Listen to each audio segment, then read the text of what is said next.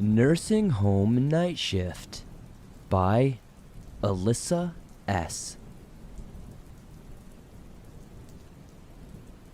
When I was younger, somewhere around 20 years old, I'm now 32, I worked in an assisted living home in rural Minnesota. I enjoyed the job, helping the elderly. Once I discovered that I really enjoyed the job, I planned to honestly further my career in nursing. I worked overnights in the assisted living building as it fits well with my college schedule. I was one of the only younger people on the night shift, working alongside people in their mid-30s and up. I learned a lot from these people, heard scary stories of their experiences, and made some friends I still have. One night though, while working there, I was scheduled on the third floor with about 15 residents. I'd gotten to know most of them and was relatively close to a few.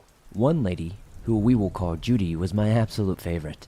She was a sweetheart, and we would spend hours talking when she would be awake at night, unable to fall asleep. Judy was somewhere in her 80s and in pretty good shape. This particular night, Judy rang me to her room to receive help fixing her TV. After tightening the cables on the back of her TV, we sat and talked for about 20 minutes or so. She told me how she planned to walk to the nearby park in the morning, something she did every morning.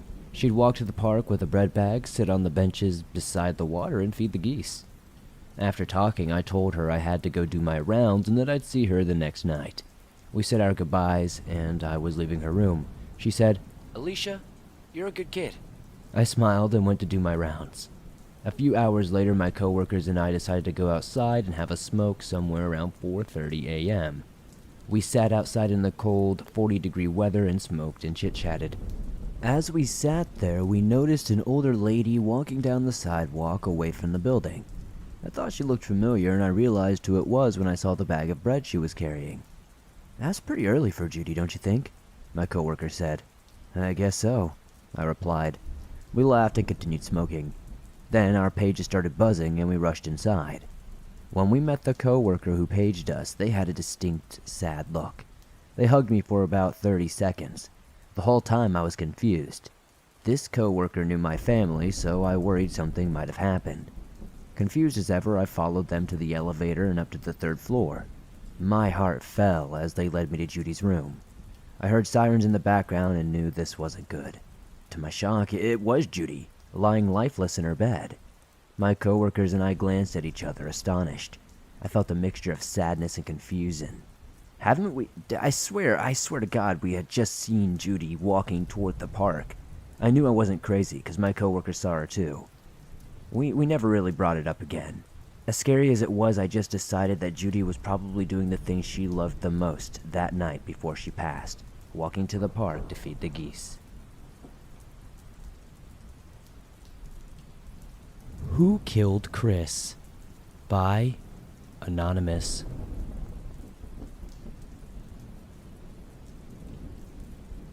On Halloween night 2002, 21-year-old Chris Jenkins, a University of Minnesota student, went to celebrate the spookiest night of the year down at the Lone Tree Bar and Grill with his girlfriend Ashley Rice and 3 other friends. Chris was separated from his friends shortly after midnight and ejected from the bar. According to reports later given to police, a drink was accidentally spilled on his pants, and the security supervisor assumed that Chris was so intoxicated that he urinated himself. After Chris was removed, the security guard was instructed not to let him back inside. Unfortunately for Chris, since his Native American Halloween costume had no pockets, he had to ask Ashley to hold his wallet, keys, and cell phone in her purse. His coat was left inside in the bar, and what turned out to be a chilly 20-degree night would be brutal for him. Since he was not the designated driver, Chris could not get a ride home and could not contact his friends inside the bar. He was last seen headed away from the bar on foot, but did not return to his residence and was eventually reported as a missing person. On February 27th, the following year, Chris Jenkins' bloated, decaying corpse was found floating beneath a bridge on the Mississippi River. He was still dressed in his Halloween costume and had gotten wedged in the branches of a large tree next to the upper St. Anthony Falls Dam. The medical examiner found no foul play on Chris's body, so drowning was the official cause of death. Despite the police ruling it death by misadventure, his family launched their own independent investigation and discovered several odd discrepancies. The Jenkins family hired a private detective, Chuck Lausch, to investigate their son's disappearance further. When Lausch questioned staff of the Lone Tree Bar and Grill, they maintained that Chris had left the bar alone. The venue's owner eventually issued a gag order instructing employees not to speak to anyone without an attorney present. Now, this was weird to the investigator. They also contacted the Federal Reserve Bank, which happened to be the owner of the 2 CCTV cameras that had a good view of the Hennepin Avenue Bridge. The bridge was on the route that Jenkins was likeliest to have taken, but when the bank checked their surveillance footage from the early morning hours of November 1st, there was no sign of him. Lausch's investigation also led him to multiple witnesses who each independently recalled a fight in front of a local pizza place. Though it was unclear if the victim was Chris, a gang of around 9 or 10 people had violently attacked another outside the restaurant.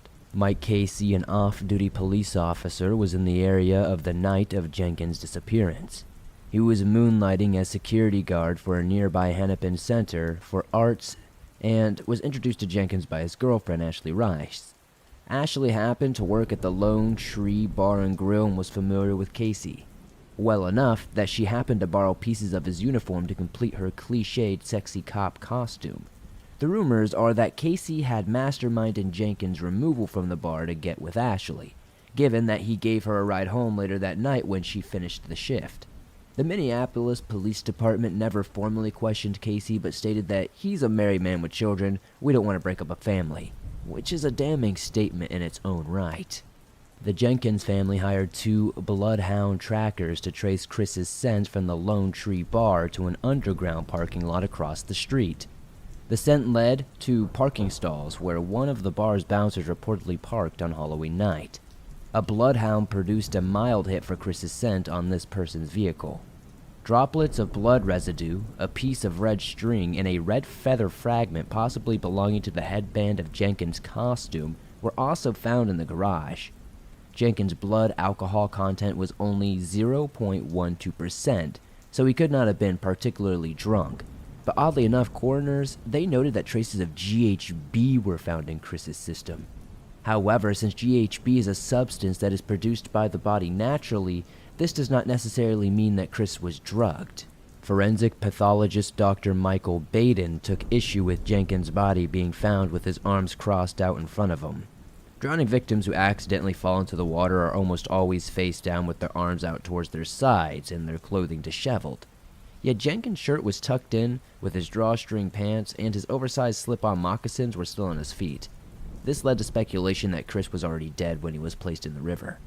Hydrologists who studied the Mississippi River were highly skeptical that Chris's body could have been in the water for as long as 4 months without being seen, as the river did not freeze until January. Moreover, the area beneath 3rd Avenue Bridge was searched in the weeks following the disappearance with no sign of him.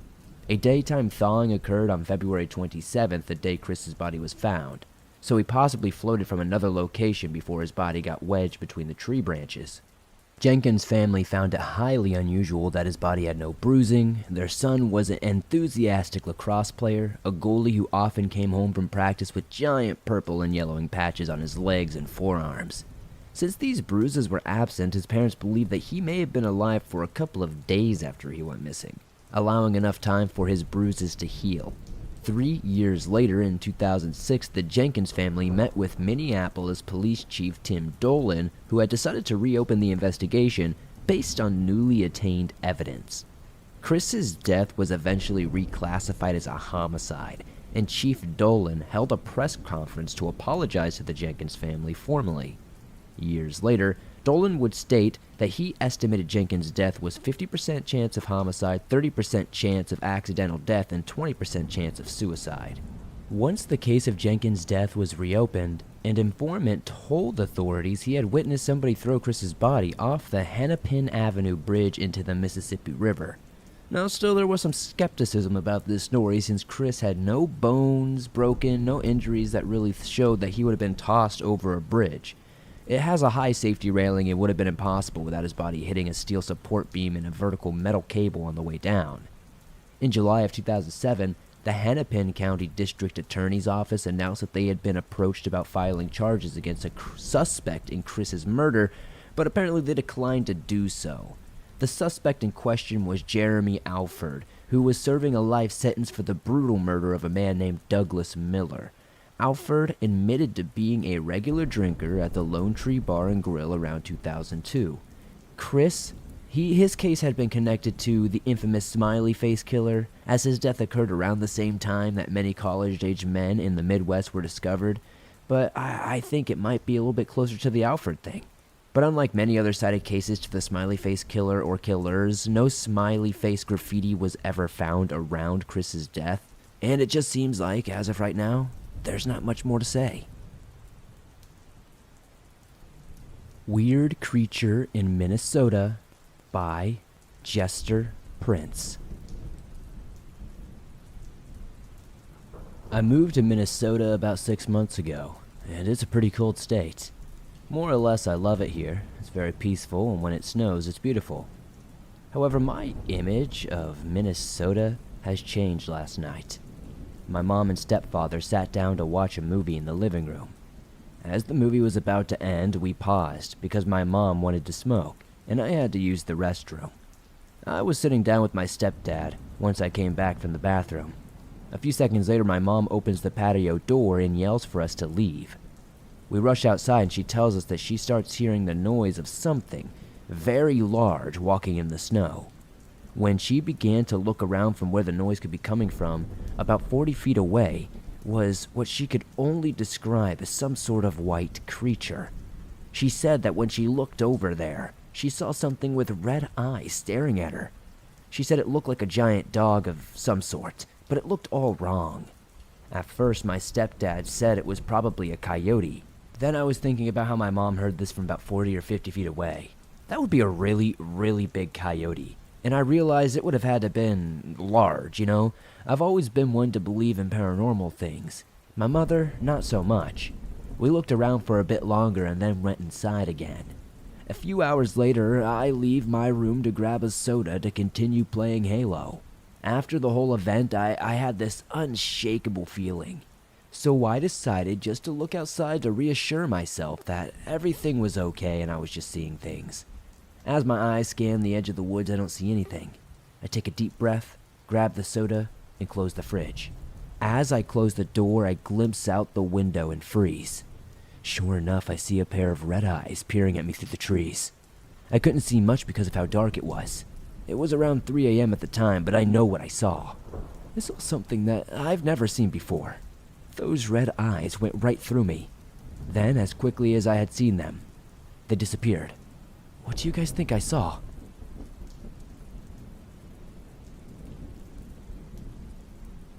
Researching the darkest and most depressing topics online will undoubtedly present you with many tragic cases that are never solved.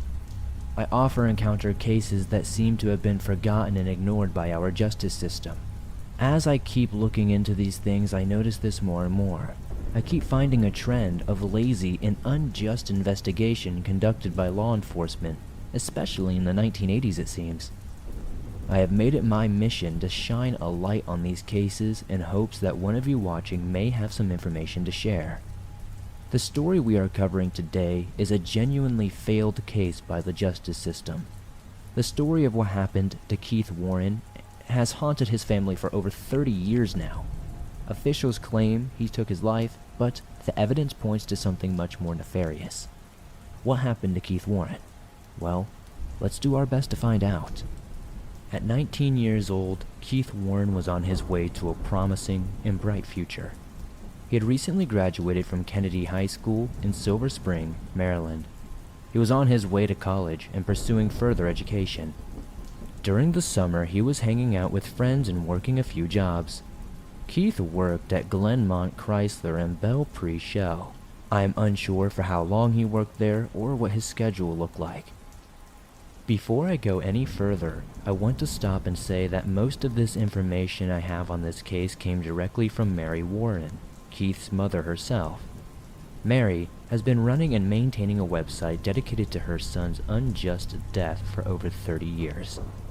she has made it her mission to not only put the facts of this case, but point out the prejudice and negligence of the local police force. You can check out additional information, evidence, and documentation, and even donate to the investigation at the KeithWarrenJusticeSite.com, which is currently maintained by the family. Keith was well-liked and a personable person who made friends very quickly. Safe to say this would be a double-edged sword.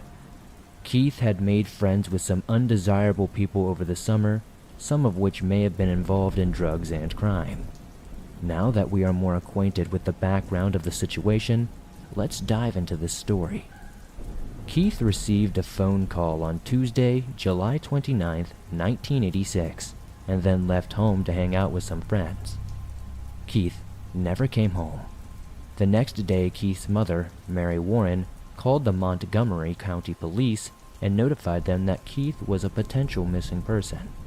Mary was told that until 48 hours had passed, they could not go look for him unless he had an extreme medical condition. He was an adult after all. 2 days after Keith Warren hadn't returned home after hanging out with friends, paramedics from the nearby fire and rescue station got a call from a girl who claimed someone had committed suicide in the basement of their house.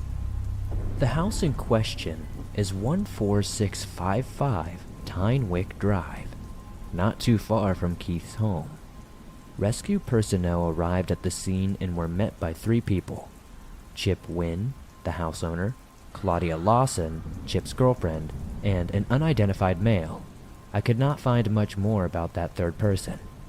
Officials had been informed that Claudia had been the one who called in the report. When officials asked to see the basement, they were suddenly told the body was in the woods. When officials asked the group to join them in the woods, they declined and sent Claudia. Claudia had never given a reason why she had called, saying the suicide was in the basement. This screams a red flag for me, significantly since Claudia would yet again change the storytelling.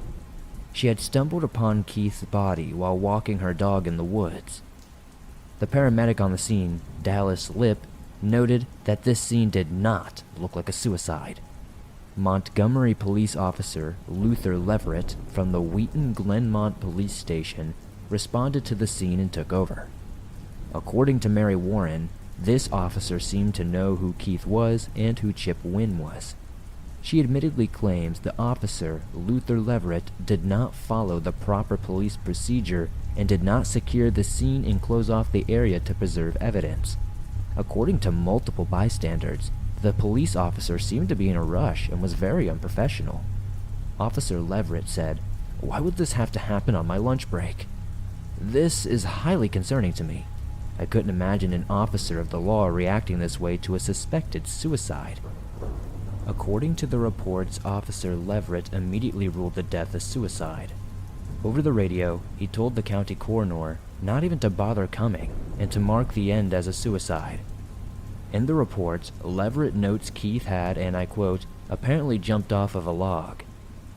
The paramedic who arrived on the scene stated there was no log or anything else for Keith to jump off in the area. Officer Leverett removed the body from the tree, had Keith's body sent to Collins Funeral Home, and immediately embalmed the body. This is, of course, not the proper procedure. It wasn't until 7 hours later that Keith's family was notified about his death. Now, think about this for a moment. They had processed the entire scene, sent the body to a funeral home, skipped a trip to the morgue, and never told the family their loved one had been killed, let alone committed suicide. This is absolutely unacceptable on every level. Officer Leverett was given Mary Warren's work number and offered a phone to call her, but they declined and said to have her call him when she got home. What sense does that make? After receiving a call from her neighbor telling her to call Officer Leverett, she was distraught and couldn't tell Mary what was wrong. Upon finding out the news, Mary screamed and was told that Officer Leverett was out on another call and would not be available for at least 2 hours. Again, what sense does it make that we have to wait for a specific cop to get information about a situation involving your child? Roughly 2 hours later, Leverett showed up at Mary's work and questioned her about Keith. Mary had mentioned he had been missing for 2 days, and that's when he dropped the bombshell on her. He told her that Keith had committed suicide and asked why he would have done such a thing. The following few statements are from Mary herself. I wanted to include her exact words to truly express how deceitful this investigation was to her son's death. I asked if the officer had found him. Officer Leverett responded that yes, he had been found, and he had committed suicide.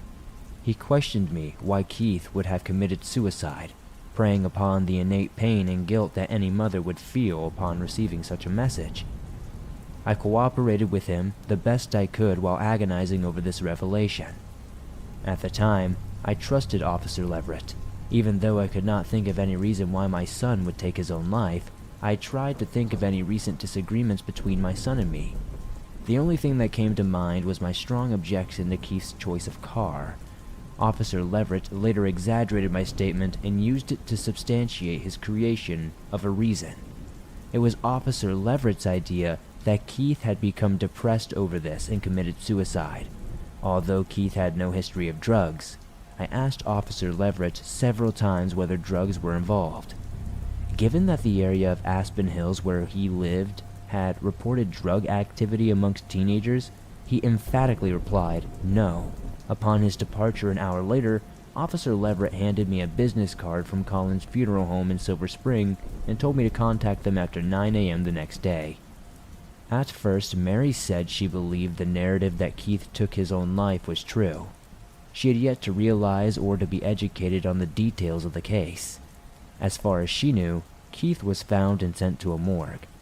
When she learned this and found many discrepancies too numerous to ignore, she had concluded that this was no suicide, and others agree with her. After Mary met with Officer Leverett, she called her brother and had him go to the funeral home ASAP and identify the body. For whatever reason, he was denied entry multiple times and told to come back the next day. After a full 24 hours, they finally let them very briefly see the body of Keith Warren. And to put a cherry on top, Mary was even sued later for not paying for the services even though she had not ordered them to embalm her son's body. At every step, the officials were making this as hard as possible for the Warren family, and for no seemingly good reason. When Mary requested her son's clothing, she was told they were destroyed because the amount of body decomposition had deteriorated the clothes, which makes no sense to anyone with a brain cell. Bodies do not decompose that badly in 2 days in those circumstances. Now, it might be more believable if this were in a swampy area or something along those lines, but it wasn't. Mary also refuted this.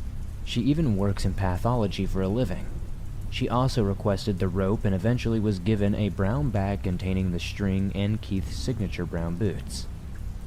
A few days after Keith's body was found, the Montgomery police chopped down the tree. They claim to have done so to collect further evidence, but nothing has seemingly come from it. Police treated this case as a suicide from the very beginning and called it an open and shut case. I firmly believe this is not the case, and Mary Warren agrees. There are so many unanswered questions here. Why was protocol not followed? Why was the family not contacted until 7 hours later? Why was the body not sent to the coroner? Why was the tree cut for evidence if this was a suicide? Most importantly, why does the evidence point to murder? A few years later, on April 9th, 1992, Mary had found an envelope addressed to her on her front porch. There was no return address or anything like that. She opened it to find original copies of the police photos from the crime scene. Mary has never figured out who sent these to her, but a note was included in the envelope. According to this note, Mark Finley and another redacted person would be next. 4 months later, Mark Finley was killed in what was claimed to be a freak bicycle accident. Even stranger yet, Mary claims her car was broken into, and the note was stolen. But oddly enough, nothing else was taken. After closely inspecting her son's photos, she noticed several odd things.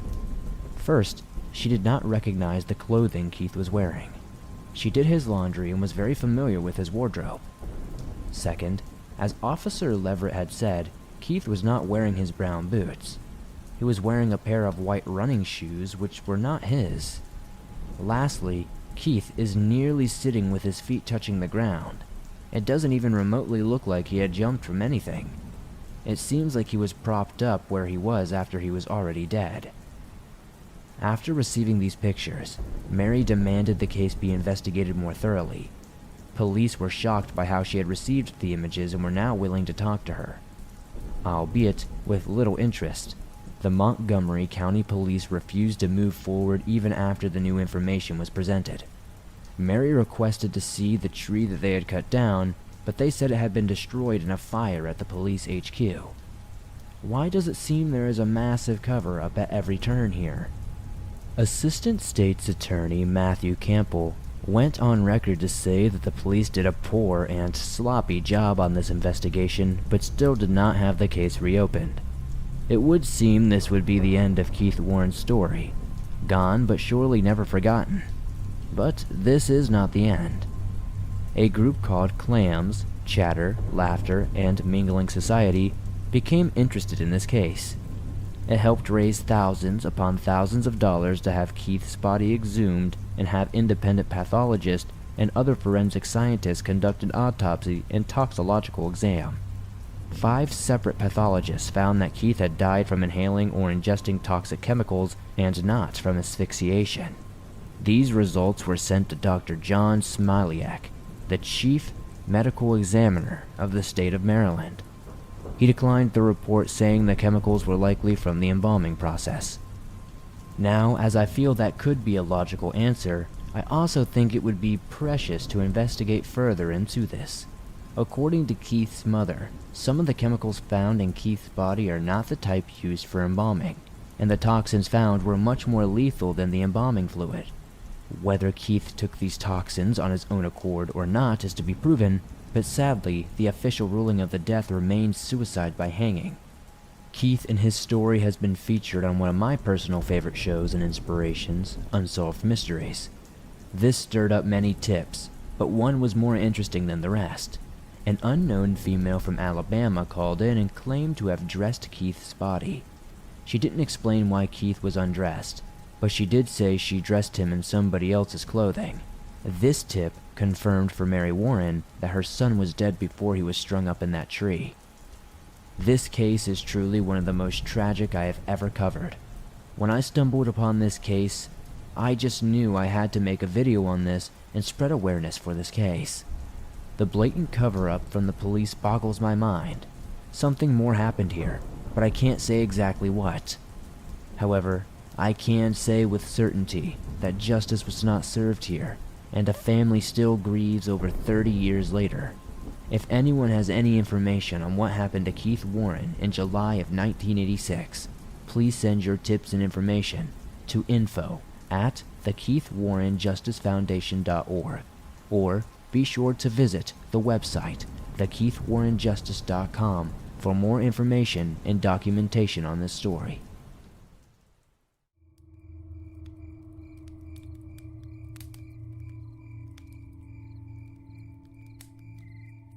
So these are 4 experiences I've had, all growing up in a small town in western Michigan, from the age of 6 to 18, when I finally left the state.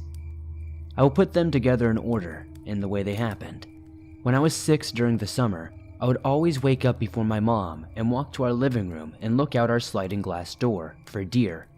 My parents owned about 7 acres, and almost all of it was open field. This morning though, I walked up to the slider and looked out, and the only way I can describe what I saw was that this thing was a big-headed black dog, just staring back at me from about 100 yards away. It looked like it was just staring me in the eyes, like it knew I had just walked up to the sliding door. It was leaning on a low-hanging branch, and it didn't seem right. The head was insanely large. Most of my family owned large dogs, so I knew it just didn't seem right. It seemed more like a dog rather than a bear, though. I sprinted back to my room and waited until my mom woke up, but I never said anything. The second weird thing I saw was, of course, another morning I woke up in early November. I was around 10 years old this time, looking for deer. This time I saw something running along the wood line about 100 yards away. It was about the height of a Great Dane, and silver and gray in color. Not multicolor, just one flat color. It was huge, and it had a head that appeared to be like a wolf, but its fur was short and not very shaggy, which was weird because it's November in Michigan and everything has a winter coat at this point. It was just trotting along the wood line, stopped and marking a spot, and kept on going and repeating this. I could not believe how tall it was and how quickly it just moved along. The third encounter was when I was 13, and I just got into trapping. I was setting a trap up one night hoping to catch a coyote. All of a sudden, I hear this bone-snapping sound coming from the woods. I then realized there are no birds making any sounds at all, and all the insects have gone quiet. I know it's unwise to run if you think there's a predator around, but I wasn't sticking around to see what was making that noise. I went out the next day with my 30-30 and retrieved my trapping gear. Surprisingly, nothing was touched, not even the bait. This final story is the one that scared me the most though. I was 17 years old, and it was a summer evening.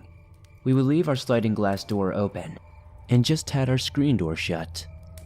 This was to let the cool breeze into the house. We had a black lab that would just lay by the screen door and smell all the scents from outside. She did this every night.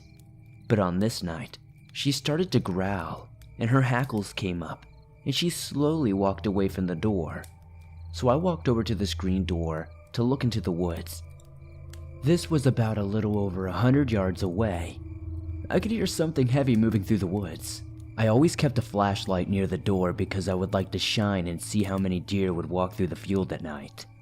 No, I never poached a deer or shot at them or anything like that. I just liked to see how many there were. So, while I shined the light, I saw a set of eyes pop up in this clearing in the woods. The light wasn't that bright, so I wasn't able to pick up anything much of the body or what it really looked like. But when I saw the eyes, they weren't like a deer's. They were whitish in color, and they had like this bluish red tint to it, and they were wider apart than any other normal deer's eyes would be. Now, I couldn't tell you the exact distance this thing was, because the clearing was probably 75 yards long and 40 yards wide, and about 100 yards away from where I was even at. But the eyes were unusually far apart. It wasn't blinking, and it just stared at me, with this blank, almost demonic stare. Writing this now, it still gives me chills. So, after staring for a minute, I decided to make a deer snort sound to see if it would turn its head. No dice. I made the noise 3 times very loud. It just stared, not blinking at all. So I decided I would stomp on the wooden deck. I stomped twice so loud that it woke my brother up, and my mom came out and asked me what I was doing. The whole time it just stared back at me, and never blinked a single time. I decided then that I was going to go back inside and lock the door.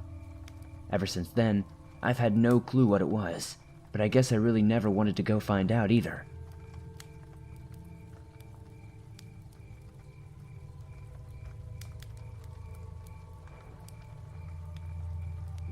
Opening day of deer season in northern Michigan is viewed more as a holiday than just another outdoor activity.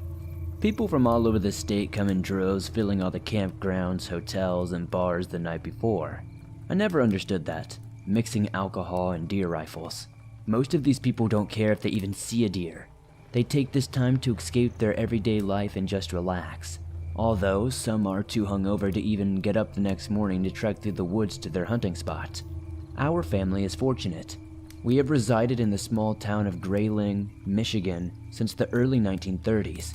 We have a couple hundred acres of land that is used primarily for farming and hunting. There are whitetail mounts displayed in all of our homes that can attest to how fruitful our land is. We used to get together the night before opening day and partake in several intense poker games. Additionally, we would take this time to do some last-minute strategizing and go over our gear by doing a mental checklist. Our opening day gathering spot was held at our family cabin that is set deep in the woods on our property. To get to this location, you would have to go on a four-wheeler and drive via a trail that's very hard to hike up. If you were to drive up this trail in a truck and weren't to be holding on tightly, you would bang your head on the roof. Concussions aside, it is a very beautiful location. The cabin consists of one bathroom and 2 bedrooms, with a pair of bunk beds in each, and a pull-out couch in the living room. The main living area is an open concept space with the living room, kitchen, and dining room all connected. Signal is non-existent at the cabin, so there is a vast collection of magazines, books, and VHS tapes for an ancient TV, with a built-in slot that I don't think has been used in over a decade. However, the magazines have a thick layer of dust on them since the camaraderie at the cabin leaves little to no time for boredom. Unfortunately, this was not the case a couple years back. As the years went by, fewer and fewer hunters made the trip to the family cabin. The cabin, as I wish to remember it, was once a place full of family, friends, and great memories, but is now tarnished by a sickening nightmare. The weather that night was frigid cold, and upon my arrival to the cabin, I immediately started a fire in the wood stove. This would prove to do very little to take the edge off. Snow fell around the cabin, creating a thick layer of fluff that muffled any sound, creating an eerie quietness. I remember standing over the fire cooking a can of soup that sat upon the stove. Next to it, a pot of water was boiling to make a cup of hot chocolate. I knew I was going to be here for only one night, but I remember feeling especially lonely. This was because for the first time in a long time, I was the only person staying at the cabin that November night. My family all had something else going on. My dad had started a new job that had him working the next morning, although he didn't mind because it was a great step up from his previous job. My uncle and cousin were going to hunt at a different location that was about an hour away, which meant they would have to get up around 3 a.m. to make the drive to their hunting blind. I didn't blame them for wanting to sleep a little longer. So there I was with my tin can meal, walking over to break the VHSs loose, when I looked outside and saw something standing outside the front window looking in at me. I nearly flipped backwards trying to get away while bumping into the dining table. I refocused all my attention on the front window, but there was nothing. I could have sworn I saw a dark figure standing outside. I chalked it up to the snow falling a certain way, and possibly a small case of cabin fever. I turned on every light in the cabin, not wanting to see outside any longer, and risk being fooled again by my overactive imagination. I was a third of the way through the movie I was watching, with an empty can of soup and a half-drank cup of hot chocolate in front of me on the carved wooden coffee table. Sprawled out on the dining room table and chairs hung my hunting clothes and other gear. I had cleaned my rifle earlier in the night and leaned it in the corner of the room by the head of the couch just a couple of feet away from where I was sitting. The movie had ended, and I had laid there staring up at the ceiling when a wave of horrific emotions came over me. I was being watched. I was scanning the windows trying to figure out where the hollowed stare was coming from when I saw it. Across the living room, my great-grandfather's prized deer mount hung just above the entertainment center and was supposed to be facing the back of the cabin, but was looking right at me. I started to scream as its neck made a series of popping noises that sounded like bones and flesh tearing from their joints. The monstrosity began to look me up and down. Another loud pop erupted from the room as the animal's lower jaw fell to the floor, creating a loud thud and sending teeth flying all over the wooden floor. When I thought my screams couldn't get louder, I jolted up from the couch, covered in sweat. It had all been a dream. I sat there with my heart beating through my chest. I looked over at the clock on the microwave to see what time it was. It was 3 o'clock in the morning. The deer mount across the room was looking in its proper direction, but I did not care to stare for more than a couple of seconds to ease my worries. I stood up, feeling like I was being watched still, which was to be expected after a nightmare as hellish as that. The fire in the stove had burned down to just a glow, so I got it roaring to flames again. I went over to the sink to fill the pot full of water to prepare coffee for my morning hunt that would begin in a couple of hours. Halfway filling the pot, I heard a sound that made my heart skip a beat. The floorboard behind me creaked, and with it came the vibration of a footstep. I was frozen where I stood. I didn't know whether to turn around and look or try to do a spin move to get away from whatever was behind me. I worked up the courage and slowly turned around. there was nothing there. At this point, I was thoroughly spooked. No, in fact, I was straight up terrified.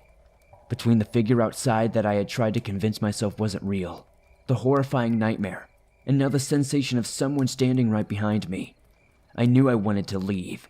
I told myself that there was only a few more hours until I would make the journey to my deer blind, and an hour or so after that would bring the security of daylight. Then it hit me. A thought that had not crossed my mind. I was supposed to leave the cabin and walk through the darkness of the forest. This sent shivers down my spine. I knew I would have my rifle with me for protection, but this still didn't put my mind at ease. What I was dealing with, it didn't feel natural. I sat back down on the couch and began to think about how I wanted the morning to go.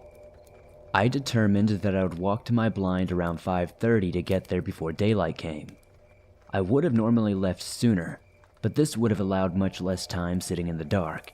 I had somehow managed to doze off sitting up on the couch, but was awoken by a pounding on the cabin door. This erupted a fear through me, like I had never experienced before. I stood there staring at the door, waiting for another dreadful knock. Instead, my dad's deep voice came booming from the opposite side of the door. He sounded concerned, so I rushed to the door to see what had brought him all the way out here so early in the morning. I went to the door, but immediately stopped. This made no sense. The door was unlocked. My dad might have given a courtesy knock, but why wouldn't he just let himself in? I knew I had fallen asleep, but I believed I would have heard his diesel truck pull up to the cabin. I took another step back, and something in the corner of my eye, to the right of the cabin door, hung a mirror that reflected most of the living room and the kitchen area. What had caught my attention was that I saw the slight reflection of a figure that was crouched behind me in the middle of the room, ready to pounce. The sight of this thing made me want to puke. It was a deer that had flesh hanging from its body. The antlers on it jutted out in several different directions. It was covered in an infectious, decaying skin. The pungent smell hit me like a ton of bricks and made me gag. A familiar sound echoed in the cabin. It was the popping noise I had heard from my dream that had come from that deer mount. This creature thrust its body backwards, causing it to now stand on its hind legs. I had to get out of there, and quick. The keys to my vehicle hung in the mirror on an antler that we had screwed into the wall as a key rack. I grabbed them, flung the door open, and ran as fast as I could to my car. I could hear the clanging of hooves chasing me behind. I must have hit the unlock button on my key fob 10 times before reaching my truck, even though it was only a few yards from the cabin. I jumped in and floored it out of there in record time, not daring to look back. I've never returned to the cabin.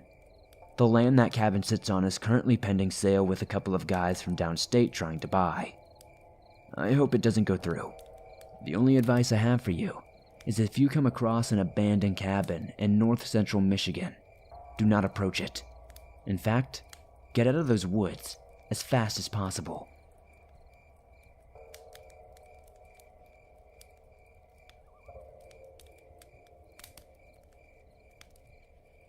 Hey Swamp Dweller, to give you some backstory, I moved from Port Huron, Michigan to a small, quiet town in the Upper Peninsula of Michigan back in June.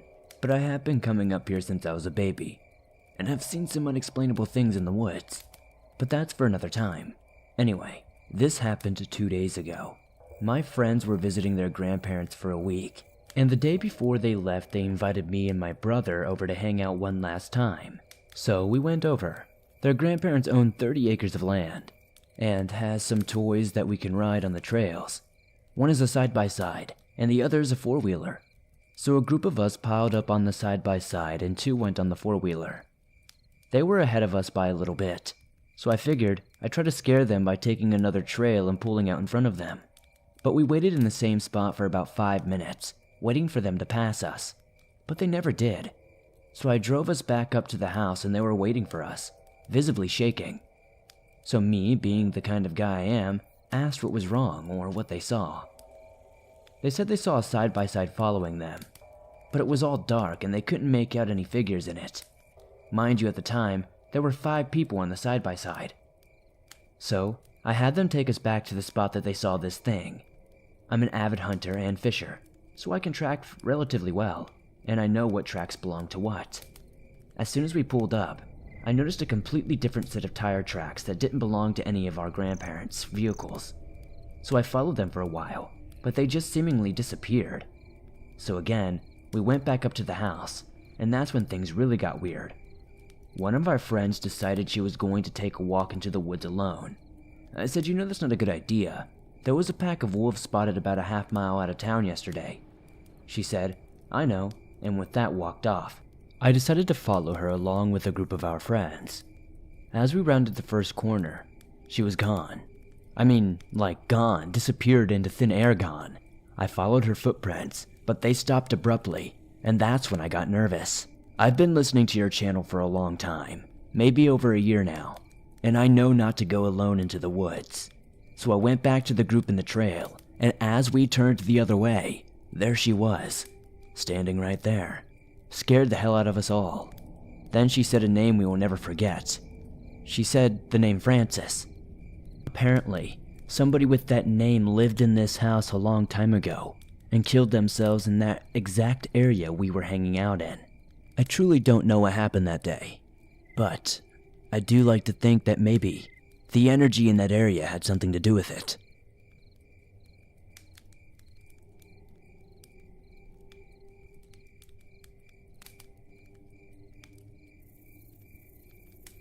This is a true story that happened to me in October of 2013 in Brighton, Michigan. Ironically, this happened the night before Halloween, Devil's Eve. I was 13 at the time in middle school. It was a late evening, about 9 p.m., and it was just about completely dark out, but it was a full moon that night. I live on a dirt road that sits right on a golf course, in which the country club and course was closed that night. Never in my life before have I had an experience like this. Never anything quite this supernatural, at least. And this still gives me chills even to type up. My sister, myself, and my grandma were all home while my parents were out for the evening. I was sitting watching TV in the living room, when suddenly, my dog began growling in a very evil way. It was a growl I've never heard her make before, and it drew my attention instantly. She was staring out the window sitting in the living room windowsill. When I walked up to the window to look outside to see what she was growling at, I saw it immediately. In the dirt road, there was 3 neon green illuminated balls, about the size of softballs. They were hovering midair and moving slightly up and down. At first, I figured it was the neighbors going for a walk, and they had a glow of some sort, but it was hard to tell what the color was because they almost looked like they were interchanging. I couldn't see any bodies around these illuminated balls. At this point, my concern grew even more. After watching them hover in midair for a few minutes, they moved forward up the road a bit more, but they were completely still, directly in the middle of the road in front of my house. Suddenly, as I'm watching these glowing balls, all 3 of them hovered to the tree line in a perfect line. Then out of nowhere, all of these balls shoot up into the sky on a perfect 75-degree angle. After the first one shot up into the sky, the second one did, and the third one followed suit, one right after another. The way these balls shot up into the air was exactly as if they were in a completely straight vacuum tube. They didn't wobble or anything whatsoever. While they shot into the sky, it was like they were sucked into the sky, and they shot up very fast. I was completely blown away, and didn't even know what to think. It wasn't even possible that it was caused by anything natural. I could see most of everything, because everything was lit up from the moon, since it was a full moon like I mentioned. I was able to see exactly where these glowing balls were hovering, but there was no human in sight. All my neighbors were inside for the night, and as I said, the country club was closed. There were no cars and nothing was around. I immediately ran to grab my sister and told her everything that had just happened, and we went to turn every light on in the house, so whatever it was couldn't see inside. We began watching for about 10 or 15 minutes when out of nowhere the 3 balls came flying out of the sky all at once. After they landed, the 3 glowing balls began hovering. They were about 10 to 13 feet in the air. They were directly above the fairway on the golf course at this point, and the fairway had been lit up completely by the moonlight. When I see these things hovering that high up in the air, and not one person around out there. My stomach sank to the floor. As they were hovering around, they were almost completely still. My sister and I were watching very intently. They slowly began to move closer to our house, slowly hovering over the road, but they never entered our property line. And once again, they formed a straight line together, and one by one, shot up into the sky. And after that, we never did see them again. My sister and I did some research to find a lot of very similar encounters across the country, and very much believe that it was a UFO or some sort of alien-related phenomenon. Supernatural without a doubt. These glowing balls just didn't come flying out of nowhere and then shoot up into the sky on a perfect angle. To this day, we are still unsure of what this was, but I don't think I ever really will find the true meaning of what happened. All I know is that I wanted to send this into your show to see if anybody else has had a similar encounter. Thank you for reading, and I really enjoy your videos.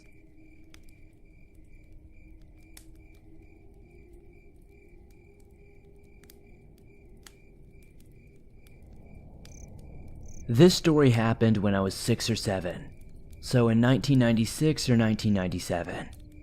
My family lived out in rural Michigan, and every October, they would throw a big party called the Hayride. My friends and family would all come over. There'd be a bonfire, hayride, food, music, basically a big country party with 100 people or so. The hayrides were one of the few times that I could stay up super late. After one hayride, I was in the second story of the house getting ready for bed. I remember hearing a loud noise outside, so I went to the window. It was completely dark out at the time. It was probably around 10:30 or 11 p.m. I heard my parents walking outside and talking very loudly, so I wasn't too concerned at first. About a football field length down the road, there was a sharp 90-degree turn. I started to see a glow coming from that area.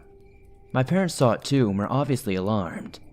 I heard my mom come inside, and I went to her to find out what was going on. She sent me to bed.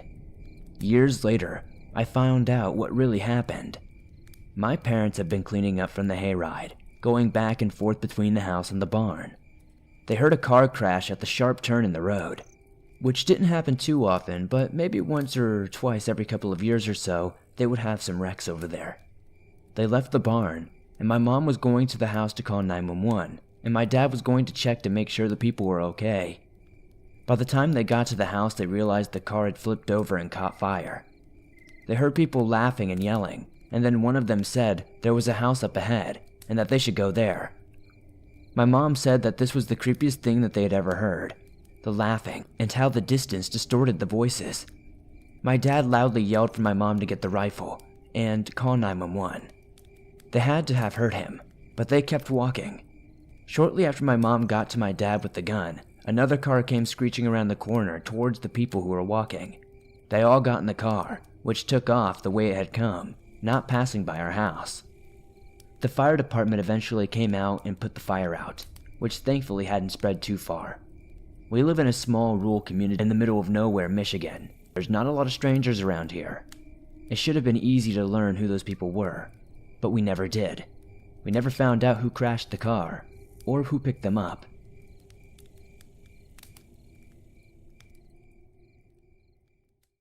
Hi, Swamp Dweller. My name is Vince.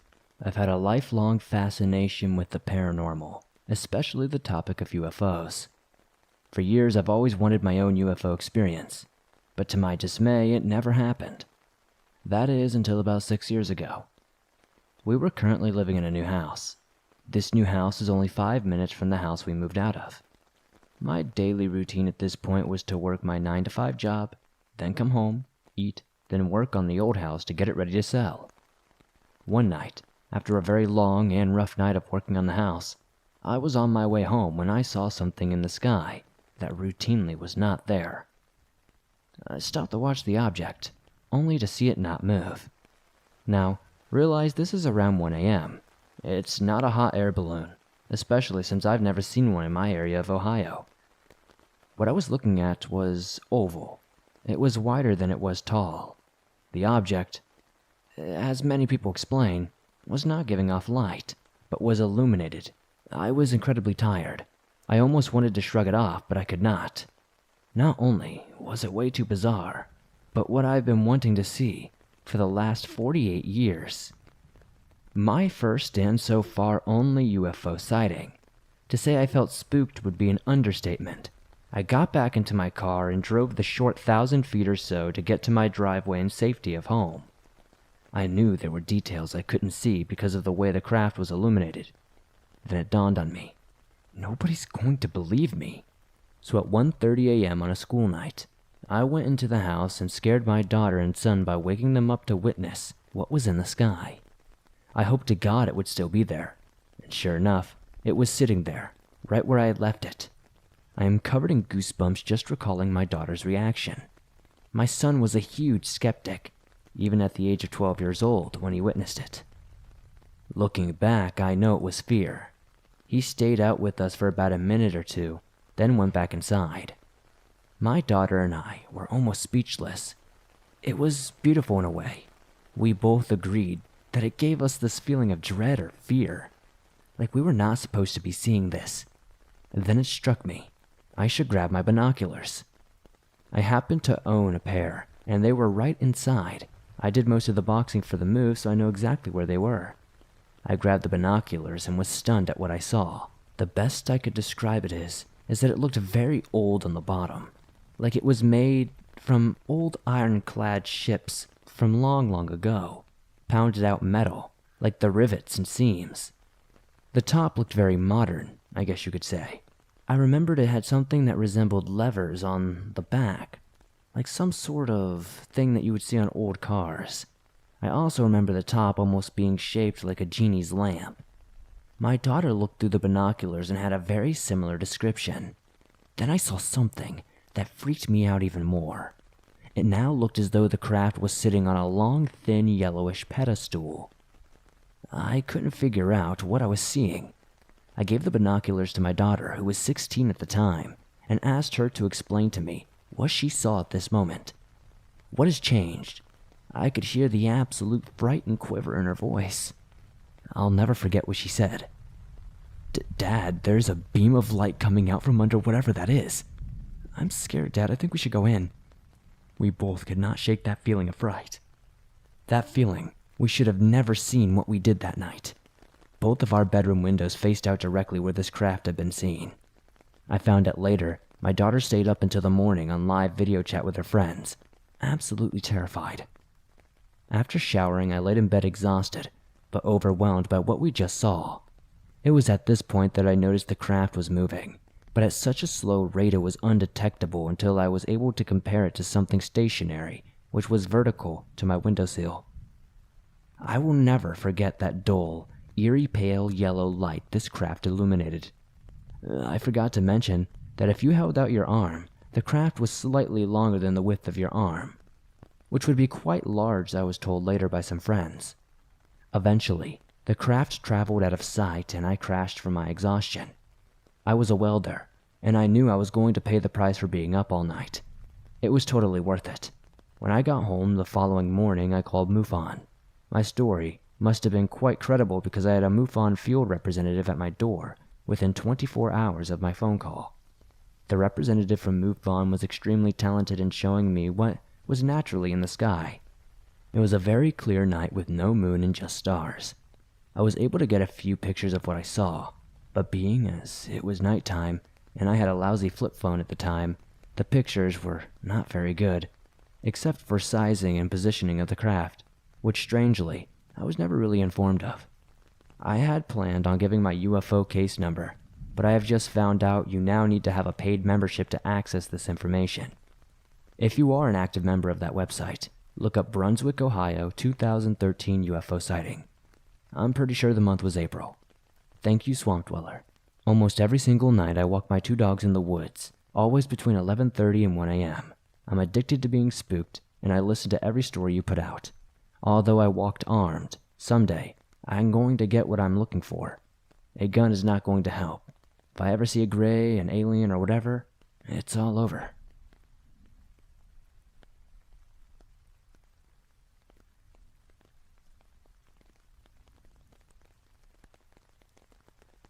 So this is the first time I've ever shared a story with any of the narrators I listen to at night for my bedtime stories. This story is 100% true, and it takes place in Cincinnati, Ohio, specifically Claremont County. So I'm a female. I'm 31 years young now, and this happened in 2006, so at the time I was about 17 years old, going on 18. My boyfriend, we will call him Martin, my friend we will call Alice, and her boyfriend, who we will call Neil, are the ones involved in this unexplained event. So for some background first, there is an abandoned cabin in the middle of the woods, and you can only really get to it by walking at a mile or so. There are abandoned cars, an ambulance, some tractors, and other random vehicles. Kind of like a school bus I think is also there. They're all covered in gunshots and stuff like that. There is not an even path to drive a vehicle back there, so I'm actually confused how they all got there in the first place. If there was, we would be walking a mile one way to get there, and not through the woods like we have been all these years. So we're not sure how they got there. Anyways, my boyfriend and I had gone with 2 other friends before our encounter, and it were creepy, but not compared to what happened when we went with Alice and Neil. So, on our previous trip, we went with our friends Tracy and John. Tracy and I went upstairs and we had a Ouija board. We just asked random questions. I can't even remember what they were. They were undoubtedly stupid. What I do remember is it spelled out the word hooey. We said goodbye on the board, and we were looking around upstairs, which was just an attic, I think. We found a bunch of kids' socks on the wall. It was random and weird. We got startled when an alarm clock started ticking out of nowhere. It wouldn't stop, so I smashed it to pieces, and that was that. We walked downstairs, where the boys were, and made our way back outside. We found a creepy well that was covered up, and then suddenly, we heard that alarm clock start ticking again. But I know I had broken it, so that kind of spooked us. But I guess that's nothing major, right? We saw an outdoor cellar, so we tried to go inside. There was a girl's boot down there, with a bone inside of the shoe. So I was like, okay, we're done, we need to leave. So my boyfriend and I were telling Alice and Neil about this cabin, and what happened when Tracy and John came with us. So we decided we were going to go later that day.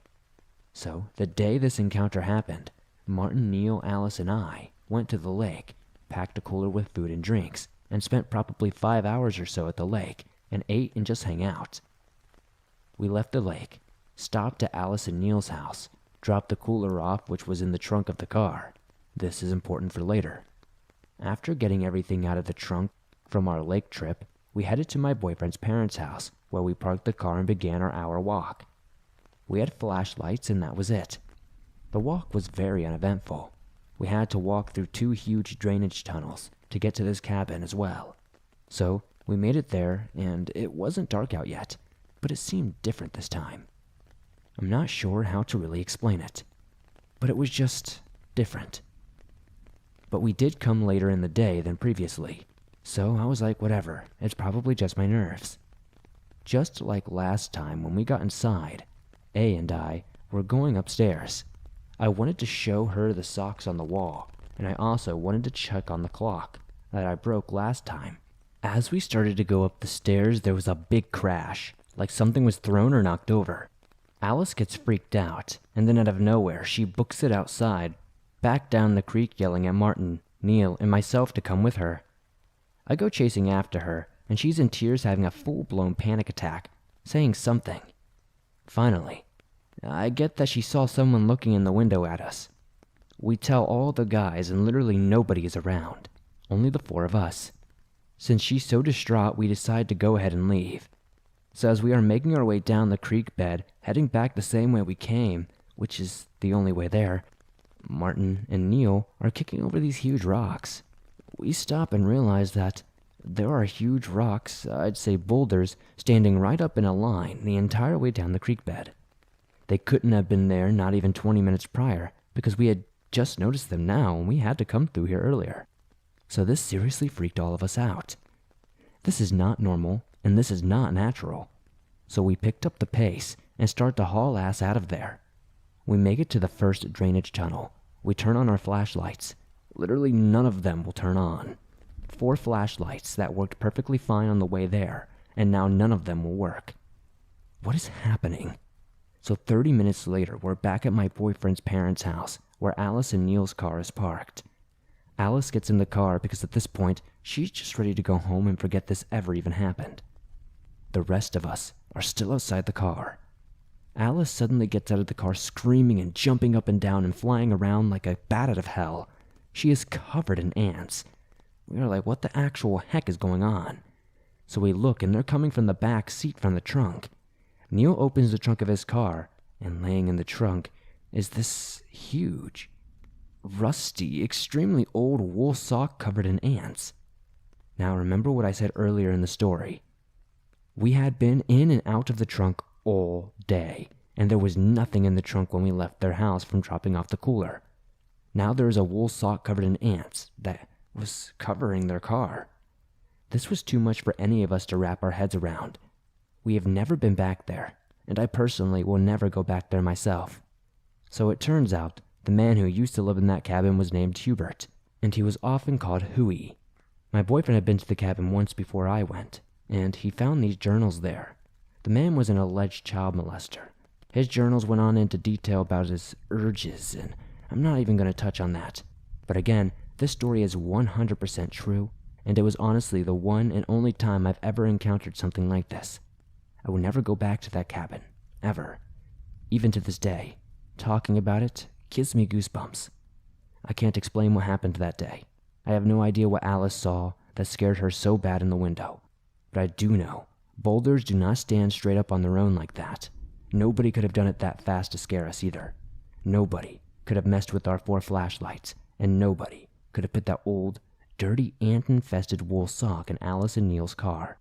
If you are ever wandering through the woods and come across a random cabin, just leave it alone. You never know who lived there, what they did, and who or what may still be there. Unfortunately, I learned it the very hard and unsettling way. Thank you for taking the time to share my story, and hopefully it was worth reading.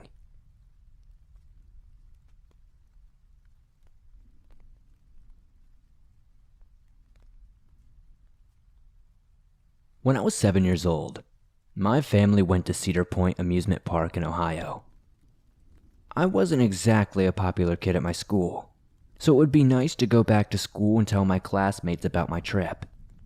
We left early in the morning and got there around noontime. I was so excited to go on the big roller coasters and fun rides for the big kids. Unfortunately, as a small elementary school student of below average size, I wasn't big enough to ride anything that exciting, which only makes this experience stick out in my memory like a sore thumb.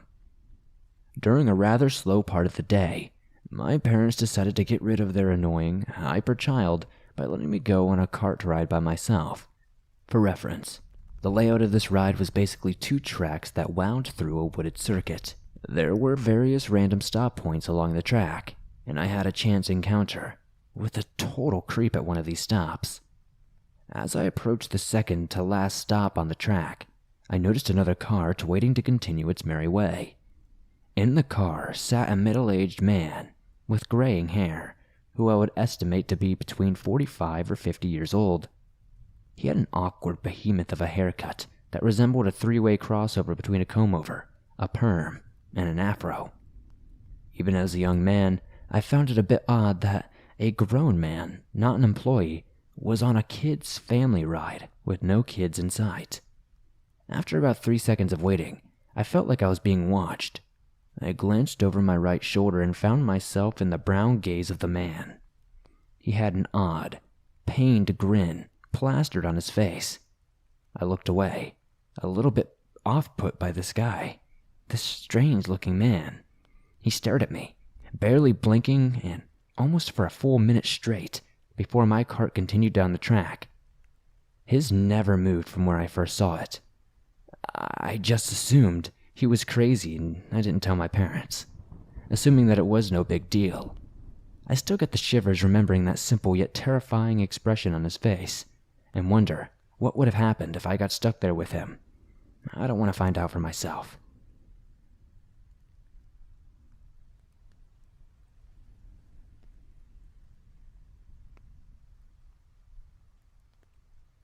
When I was a little kid, I was pretty much fearless.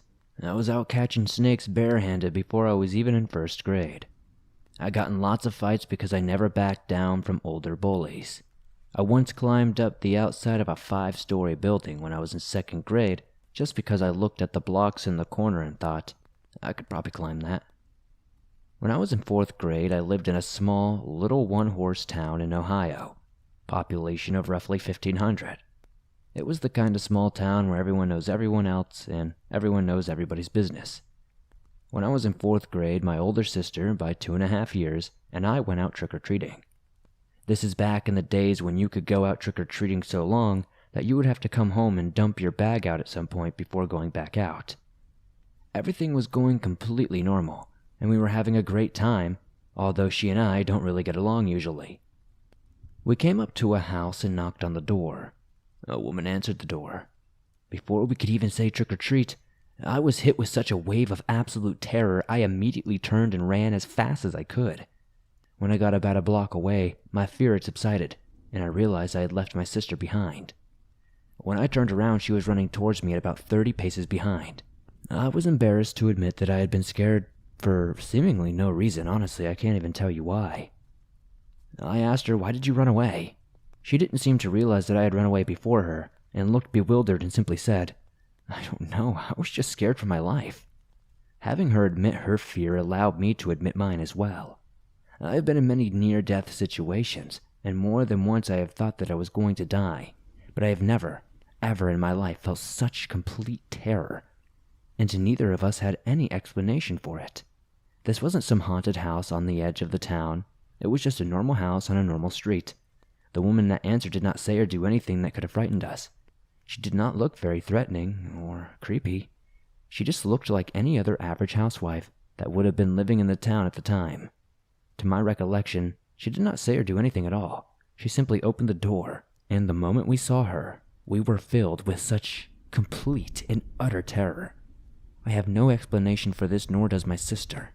I know the story might not seem that crazy, but honestly, it's just completely unexplainable. If anybody who listens to the show might have any ideas what this could be, please let me know in the comments.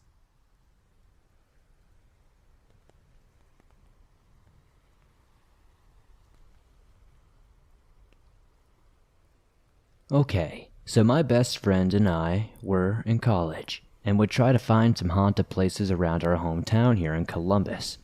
He went to Ohio University, so when I was up there, we would venture out to the ridges, and this was an old TB ward and stuff. We never had any experiences other than just the genuine creepiness and heaviness of the pain and suffering that took place in those buildings. One evening we were back in Columbus and looking for a place to go visit. We had been to the Confederate Cemetery, Green Lawn Cemetery, and on the way, on the south end, we would go to a place called Wally Burger. It's an old cemetery that supposedly is haunted by a Sasquatch type of animal.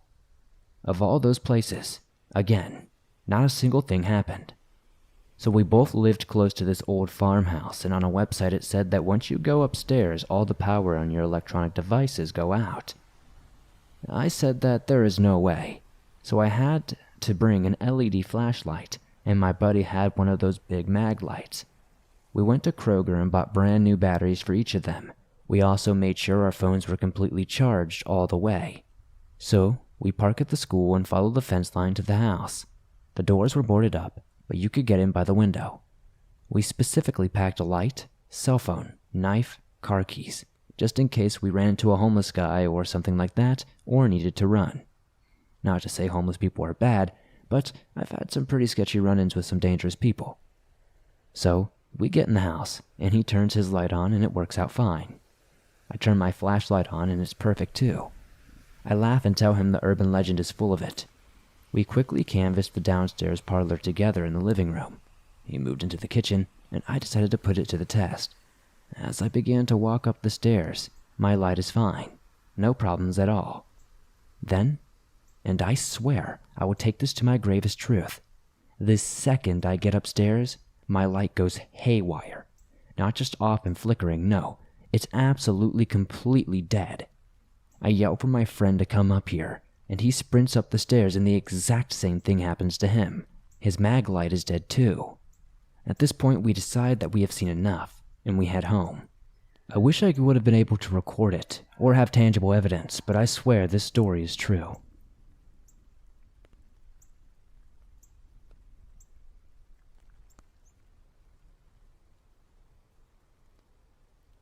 This story happened around 2001 or 2002, an incident that had been long forgotten about after listening to your show daily. I'm a delivery driver. It brought back this memory and made me realize how weird and dangerous the situation could have actually been. At the time, I lived in southern Ohio in a small town. We lived about 45 minutes outside of a small town in the middle of nowhere, where seeing people on the roads or in the area was extremely uncommon.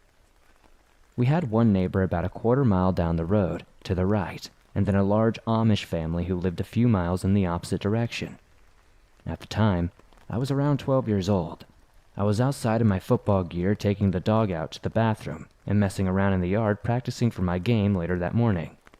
Now, to describe the area a bit more, to help understand things better, we lived on a large farmland we rented that sat on about 150 acres.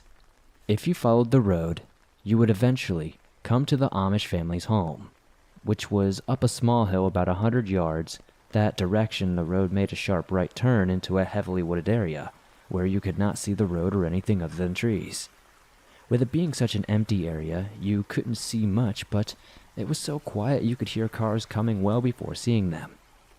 This is a short story, but the details I'm going to give you help explain why this situation bothers me so much now, so please bear with me. As I'm outside, I look up the road to see a man hobbling down the road in our direction. He sees me and waves. I yell for my mom as it's just me and her home at the time. It was rare to see someone walking so far out in the middle of nowhere on this road. As he gets closer, I can see that he seems to be in pain, and his clothes that he wore were rather ripped up. My mom comes outside just about the time he gets to the house. He begins saying he was just in an accident around the turn there and needs help. He asks if he can come inside and use the phone and sit down. My mom says she will grab the phone and he can sit on the chair on the porch and rest.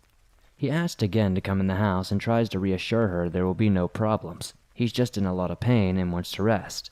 My mom gets a strange look on her face and says he cannot come in the house. She is not comfortable with that and that he can stay on the porch while she fetches the phone from the house. He reluctantly does, and Mom shoots me a glance that I took as keep an eye on him. At this time I was young, but I had hit a growth spurt early in life, and with being only 12-ish, I was roughly 6'1", pushing 300 pounds. This man was 5'10", if he was lucky, and rather skinny. As she's inside, I'm looking at him. Though his clothes are torn and raggedy, it does not look like it was an accident. There was also no blood, no cuts, not a single mark anywhere on his body. He starts to ask if anyone was home, as he's looking into our door, kind of peeking around, and looks around the area, and I say no, but my dad should be home any minute. My mom comes back out and tells him the cordless phone is dead, and she will use the old rotary phone. My dad refused to get rid of it. She asked if he would like her to call 911, or any of his family for help. The man says, I'll just come in and make the call to his friend. They could tow his car. He starts walking to the door, and my mom says he is not welcome to come in. He then asks if he could just come in to use the bathroom. He really needs to pee. Again, my mom says no, and he's welcome to walk across the street to the bushes and pee. He then asks to come in the house to grab a glass of water. My mom says she'll grab it, and then he needs to sit back down. With a huff of frustration, the man does what my mom asks of him. When she comes back with a glass of water and my dad's shotgun and places it by the door on the inside of the house, not trying to hide it at all, and the man sees this, and I watch his eyes become wide and starts to become very fidgety.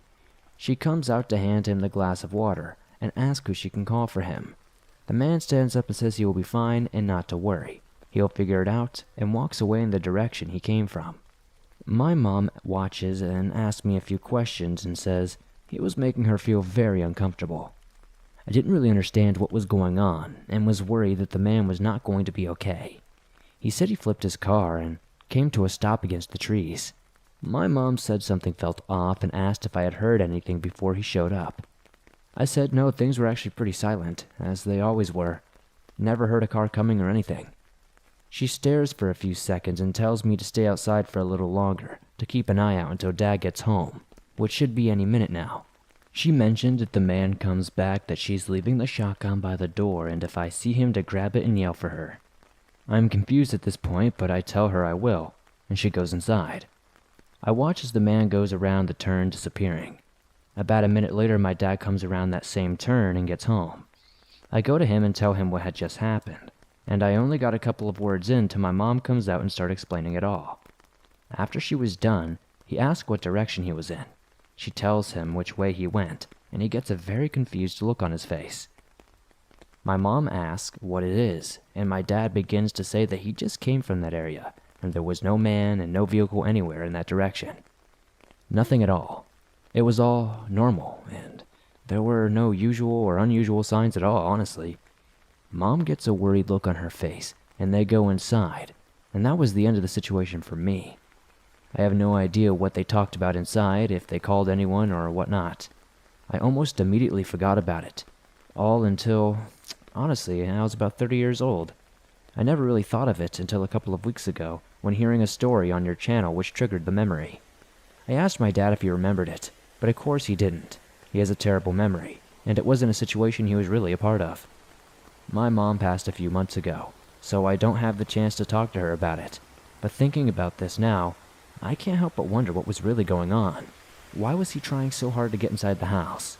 Was he going to rob us? Was he trying to hurt my mom? Or was the man telling the truth and became scared at the sight of a shotgun? If I was being honest, I have no idea where he went, where the accident was. It doesn't make any sense to me.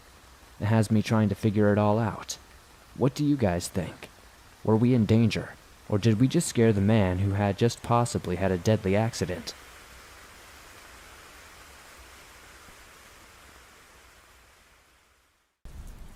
Weird Occurrence I Had by Cayman Duelist 01. I had a weird occurrence when I was a teenager, maybe about 15 or 16 years old. I don't remember the exact age. It was sometime in the mid-2000s. I spent almost all of my early to late teenage years in a small town called Cresco in Iowa. So let me set the scene of this story. I woke up early one Sunday morning while it was still dark out. About 5 in the morning to prepare for my paper route job. I got all my stuff ready and into my courier bag to set out for my route, leaving my house to start my career. Once I left my house, I started walking down the sidewalk to the corner of the intersection to the cross street to get to the next road to head north. I have to pass a large 3-story building that I believe used to be an old school at one point, that is now just used for storage for the fitness center that is right next door. I had a weird feeling that something was wrong, and I looked over the opening of the alleyway and saw the most bizarre and creepiest thing ever. Underneath the lamppost, illuminated by the light, was a puddle of darkness. I had no idea what it was. Ooze? I know it wasn't water. It moved and rippled like it, but it just wasn't. I stared at it for a few minutes and decided, nope, not today, and just sped walked the opposite way back to my job. I returned half an hour later while it was still dark out, and it was not there anymore. So what the heck was it? A figment of my imagination? A doorway to hell? Ooze from another world? I don't know. Cresco has had its strange and messed up stuff happen, and definitely has bouts of weirdness going on in that small town on a daily basis.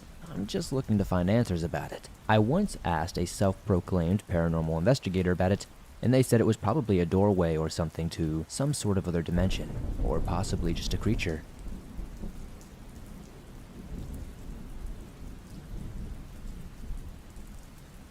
Halloween Horror by Anonymous. I grew up in rural Iowa, just cornfields for miles and miles. It was a pretty crappy place to grow up. Like, it'll always be home to me, and I'll always have a fair amount of affection for it, but home is where the heart is and all that BS. But even the earliest stage of life that I can remember, I wanted to leave. To put it this way, Halloween has always been my favorite holiday.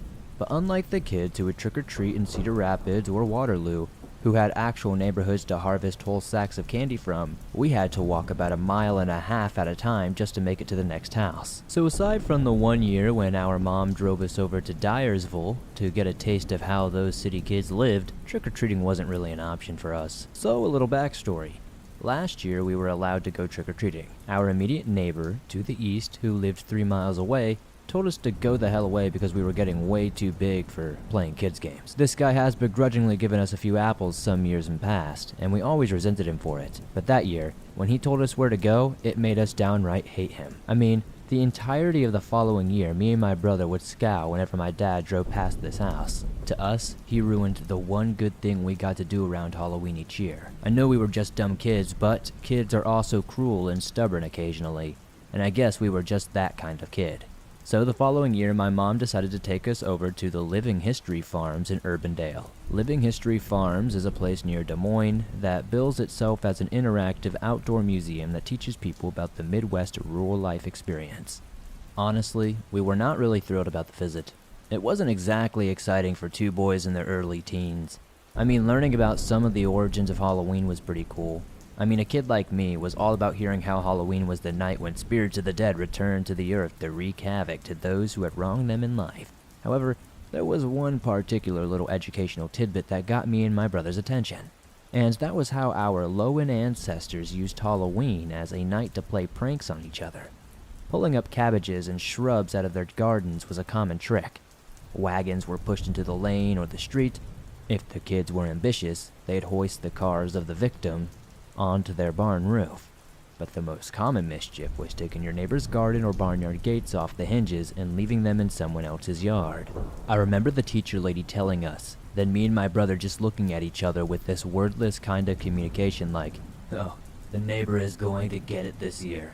So that year we snuck out of the house in the early morning hours, walked down to the neighbor's place with a screwdriver and a hammer, and did exactly that.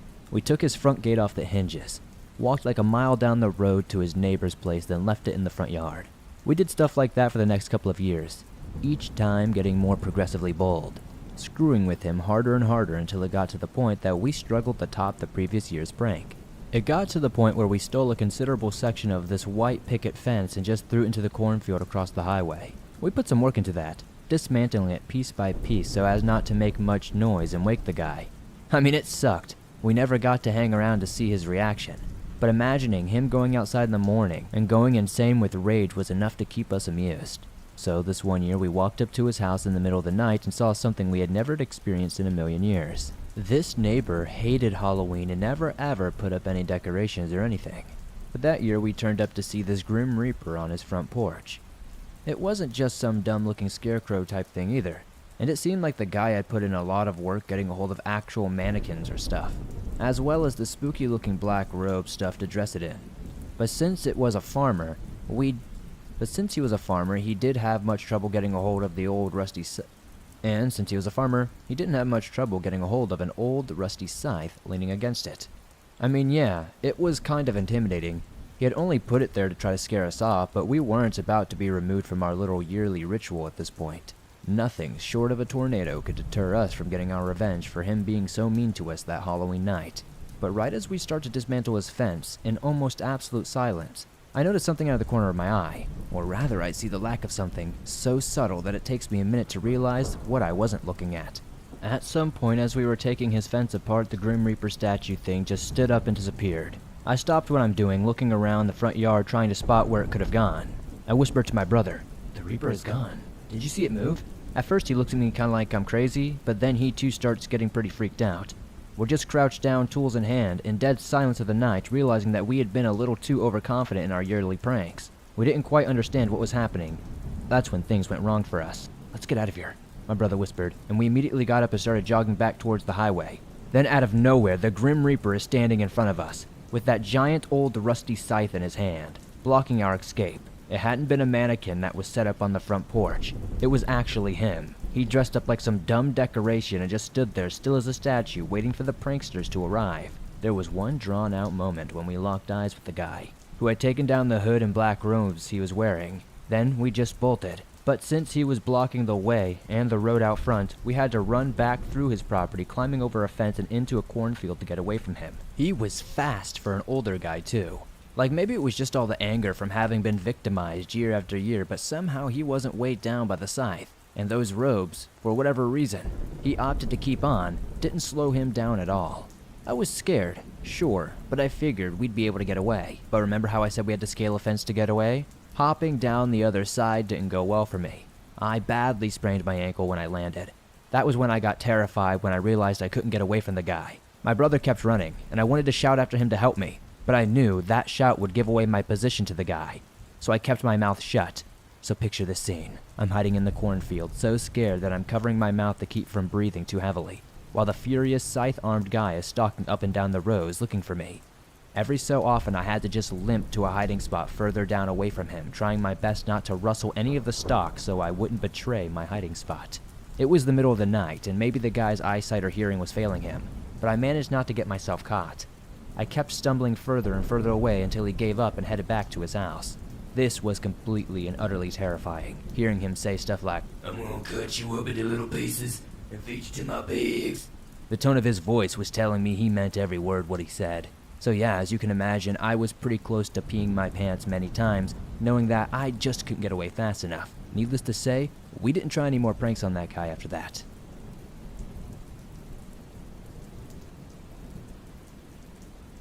Hometown Sinister Secret by Gold Star Tank.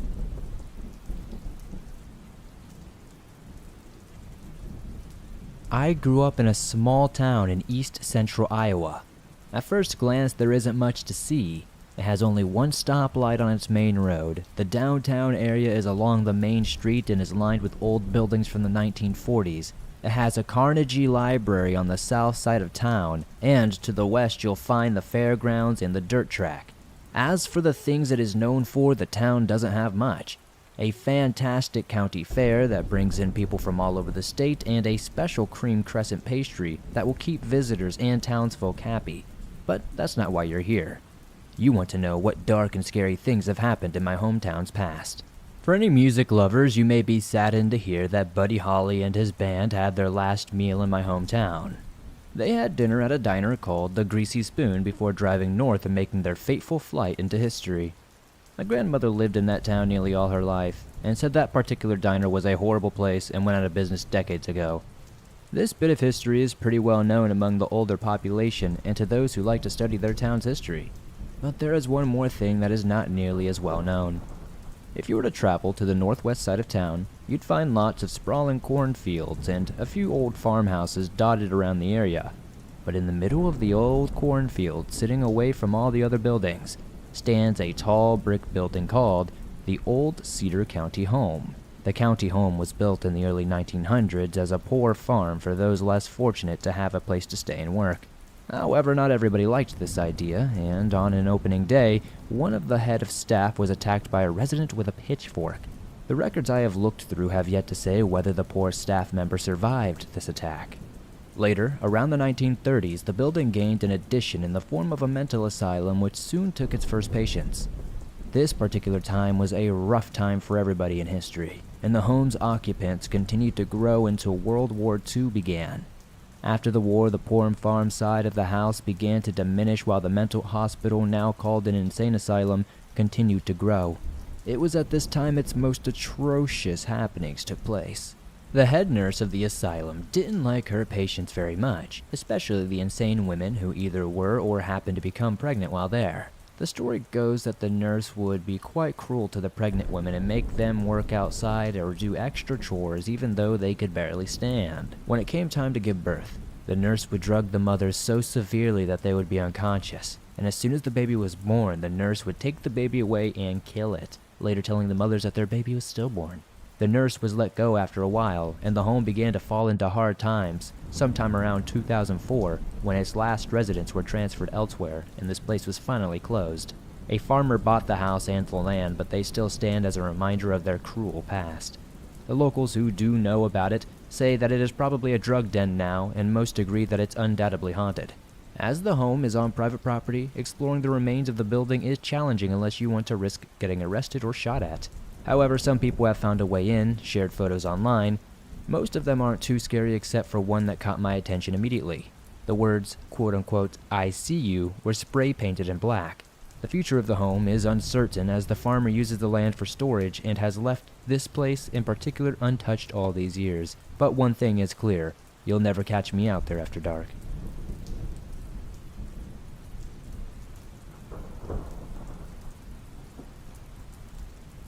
Small Town, Iowa, by WeG211.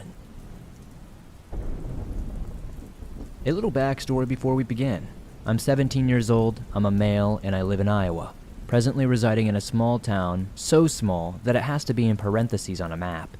My county consists of a tight cluster of small towns, each with a seemingly unique niche of people, but it's all just the same picture in a different frame. Alright, with that out of the way, let's get to it. I'll try to keep this brief, but there's a lot of ground to cover here. Alright. A buddy of mine, we will call him Dumbo, wound up with his first girlfriend in one of these small towns, then later broke it off and moved to where he currently lives in 7th grade. The two towns are about an hour's drive apart, so fast forward a couple of years to our junior year in high school.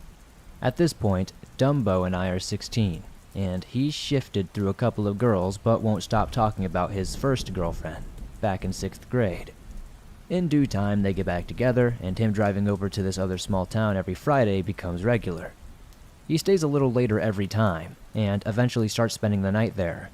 On Thursday evening, we learn we won't be having school the following Friday. Dumbo and I stay up too late screwing around on video games, and he heads out at about 2 a.m. He shoots me a text shortly after saying one of his girlfriend's friends needs a date. As a complete geek, I snap at the opportunity, and we head to this small town the following morning. Long story short, it was the most disastrous 6 hours I had had in a long time.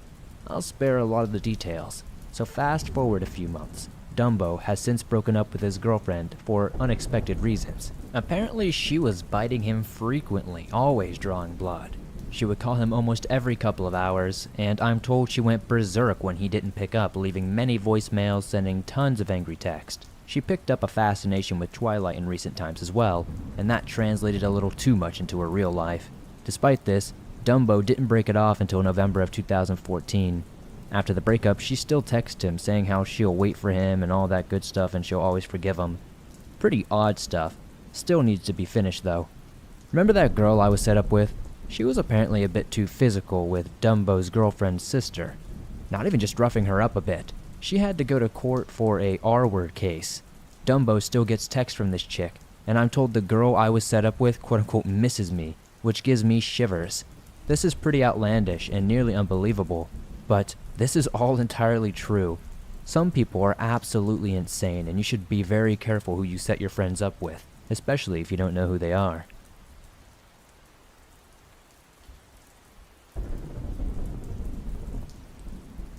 Always Carry a Weapon by Anonymous. I like to run outside, and I usually have a knife with me just in case. I started doing that after they found Molly's body in Iowa, the runner who was murdered a couple of years ago. Living in the state, it really put me on edge. Well, one day I was in a bad mood, so I went for a walk and didn't think to bring my knife with me. Of course, this was the one time someone tried to bother me. So the setting is a sidewalk between an open field and some apartment buildings. I was walking with my earbuds in, listening to music, and I took a left. I walked a little way down the path and then decided to turn around and go back. When I turned, I saw a man walking towards me. Not that unusual, I guess. I do live in a rather decent-sized town in Iowa, but being on a sidewalk and all, I thought, okay, whatever, pedestrian. I prepared myself for that awkward smile, say hi, and walk by. But as I tried to get around him, I noticed he was trying to talk to me and getting in my way of going around him. I glanced and then tried to ignore him, but he walked back to catch up with me. Annoyed, I removed one earbud and he was rambling about how he wanted to know where I lived, what my name was, and other stuff.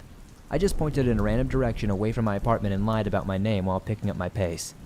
Then the guy asked if I was seeing anyone.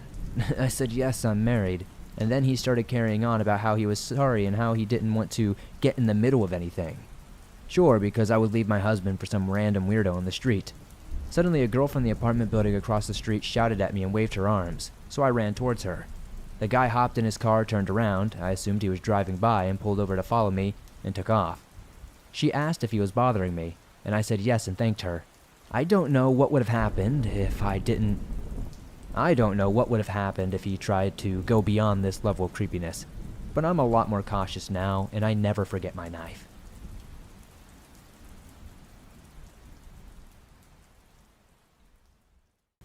Road Trip Horror by Bree. So this is not a paranormal experience or anything like that, but this is one of the most terrifying events of my life. To take things back to the beginning, at the time of the experience, I was around 14 years old. I am now 17. I was a competitive dancer, and traveling and hotel stays came with that. On this particular trip, we were going to Fargo, North Dakota. We would be there for about 5 days, so we needed to find a reasonably priced, obviously safe hotel. My mom, my best friend, Beth, and Beth's mom were going to carpool the 4 hours to Fargo and stay in the same hotel room. We made the 4-hour drive and pulled up to the day's inn we had booked. Everything went as usual. My mom and Beth's mom checked in while Beth and I sat in the locked car. Once our moms returned with our room keys, we got our suitcases and went to our room. We were on the second floor, and being in the city for a dance competition, we had a ton of luggage. To our disadvantage, the hotel only had stairs and no elevators, only a tiny flight of winding, very annoying, narrow stairs. Let me explain the layout of this hotel. When we entered the hotel doors, the check-in desk was at our right. There were 2 couches sitting opposite side of where we were to our left. Straight and forward of the entrance doors was a door to the pool, and going past the check-in desk, you could turn left or right to get to the main floor of hotel rooms. At the end of each hallway to your left was a staircase I mentioned earlier. Returning to the story, we walked into the hotel and took a right at the check-in desk, and we went to the end of the hall and went to the stairs, our luggage clunking behind us. Once we made it up the stairs, our hotel room was halfway down the hall to the left. We approached our room, and as Beth's mom tried to use our key card to open the wooden door, the light on the door, which would usually turn green, saying we could enter, turned red, meaning our card was not activated properly. So Beth's mom went back to the front desk to get a new card. I, my mom, and Beth waited outside our room, joking and laughing about how our trip was off to such a great start, when a short, skinny, balding man approached us. He looked to be in his 20s or maybe even early 30s. He came up to my mom and asked, "Where'd you get your tattoos?" My mom at the time only had a couple of smaller, less noticeable tattoos, so you would have had to been staring to really notice them. My mom responded, "Just from a few friends at home who do tattoos back home." He then told us all, "Well, if you're interested, you can come to my room, he motioned towards his room, and I can give you all some new ink." We politely declined, and my mom told the man we were only 14. He mumbled to himself and returned to his room. Just as he entered, Beth's mom came down and asked who that guy was. We explained the conversation and forgot about it as we entered our room. Later that day, we decided to go out and eat at a small restaurant that was probably like 10 minutes from the hotel. I was the first one to exit the room, and at the end of the hallway, across from the stairs, was the same guy sitting on the windowsill looking outside. I gave my mom a look. You know the eye when you don't want to draw attention to yourself by directly pointing or saying, "Look over there." She casually looked, and we gathered enough courage to walk down the hall towards the stairs. As we approached him, I came upon the shocking realization that he was giggling to himself and carving something into the window with a knife. I let out a small gasp, and he turned around to me and gently stroked the blade. Me, Beth, our moms, booked it down the stairs and ran to the front desk to alert the guy working there. He honestly didn't seem to care. He told us he would look into the matter. Mine and Beth's moms stood there at the desk talking to the man, and I asked Beth's mom for the keys to the vehicle so Beth and I could go sit safely. She just unlocked the doors to the vehicle, and I called Beth to follow me. She was texting her boyfriend and told me to wait for her. Our moms had just finished talking to the guy, so we were all standing in the doorway waiting for Beth when I turned around and noticed the man standing directly behind her, peering over her shoulder at her phone. I grabbed her arm and told her we needed to go. She kept resisting and saying she needed to respond to her boyfriend before we left because she wouldn't have Wi-Fi at the restaurant. Finally, I screamed, "Beth, get off your damn phone and move."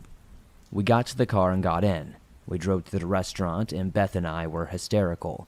Once we got there, we tried to call the hotel and tell them we weren't staying there that night, and we wanted a refund.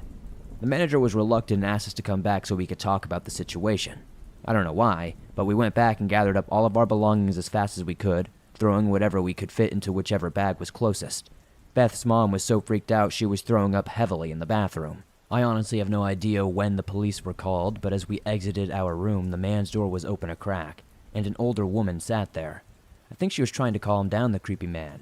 I peeked in and saw 3 giant trash bags under his bed, and weapons sitting on the little table across from him. Again, being the idiot I am, I gasped, and the 2 people in the room turned around. We quickly ran downstairs with all of our stuff and went to a new hotel, a very expensive one unfortunately, but we felt safer.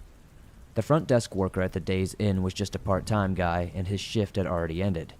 He got thrown into a situation that he could care less about, and once we talked about our refund since we hadn't even stayed the night there, he gave us our money back and said, "This should never happen, and I know my boss wouldn't want me to refund your stay, but this is unacceptable.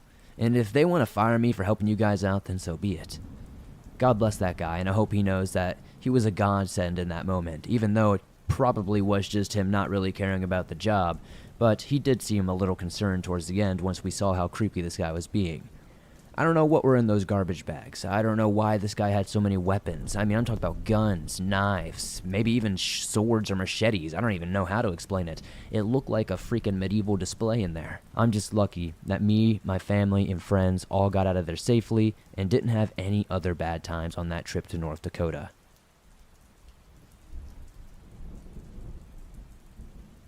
Hellhound Encounter by Dalrith. This story takes place roughly 1 year ago. One night I got off work, keeping in mind that I have and still have a bicycle as my primary method of travel. I can get up to 20 miles per hour while riding depending on the weather conditions and if I'm going down or uphill.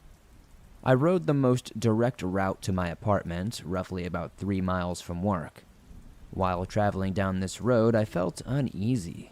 I felt like I was being watched, and I began hearing weird noises to my left. I turned to look at the source of the noise. The noise was coming from what looked to be some sort of giant dog, which was hard to see because it was nighttime and it was obscured by the bushes. The dog turned its head at me, and I saw hellish, red glowing eyes staring me down. I was thinking the red eyes must be a reflection of a street lamp. I kept going and heard the dog running at me. I instantly cranked my bike to high gear. Now, I have solid legs from riding a bike everywhere I go in the city. This is the largest city in North Dakota. As I sped up, I could still hear the dog chasing me.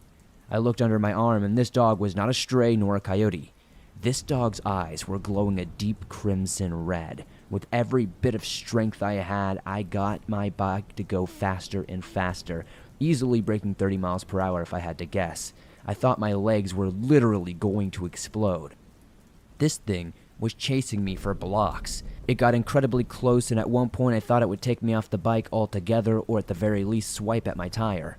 And if it did that, I would have been a goner. Then, after chasing me for what I would have to guess is around 4 blocks, I suddenly stopped running. I looked behind me, and all I saw was a black mist. This thing had disappeared right in front of my eyes. My heart was racing, and then a smell of burning wood and rotting meat came over me. I don't know why I was being chased down by a messed up dog. I don't know if it was some sort of hellhound. I have no idea. That's why I'm writing into this show. I hope somebody listening can give me an idea of what it is I may have encountered this night. Discovering Something Truly Awful by Anonymous. I moved to North Dakota with my friend to work in the oil field business. I'll call him Sean. I was initially unsure of what the job entailed, but I knew it meant a lot of income, and being able to see and work with my longtime friend pretty much sold me on the deal.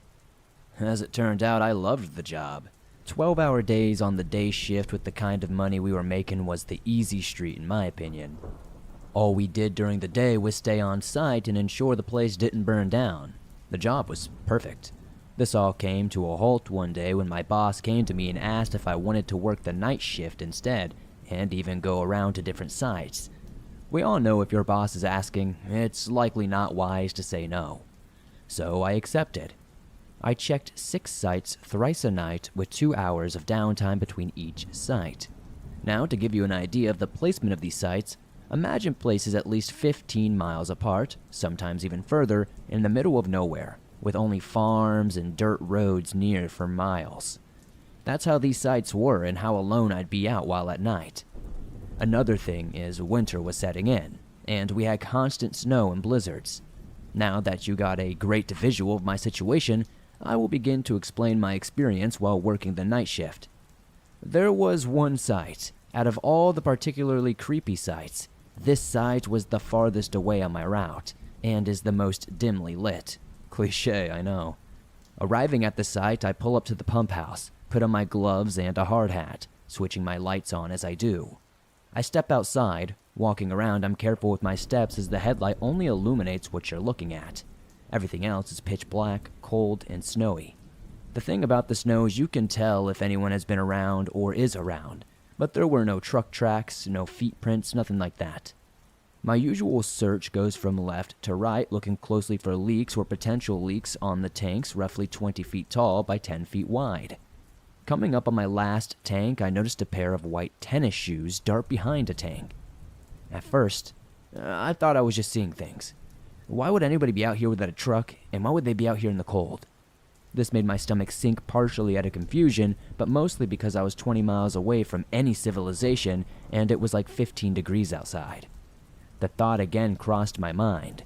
What would any sane person be doing out here without any sort of vehicle? Slowly, and quite hesitantly, I approached the tank. I'm taking it slow, one step at a time, and I'm beginning to feel more and more on edge. A tiny white rabbit hops out from the area, and my heart nearly explodes. I throw my head back, sigh in relief, and laugh at the realization that it was just a bunny. This being at the end of the line, I find a place to park soon after and kick back the seat to relax.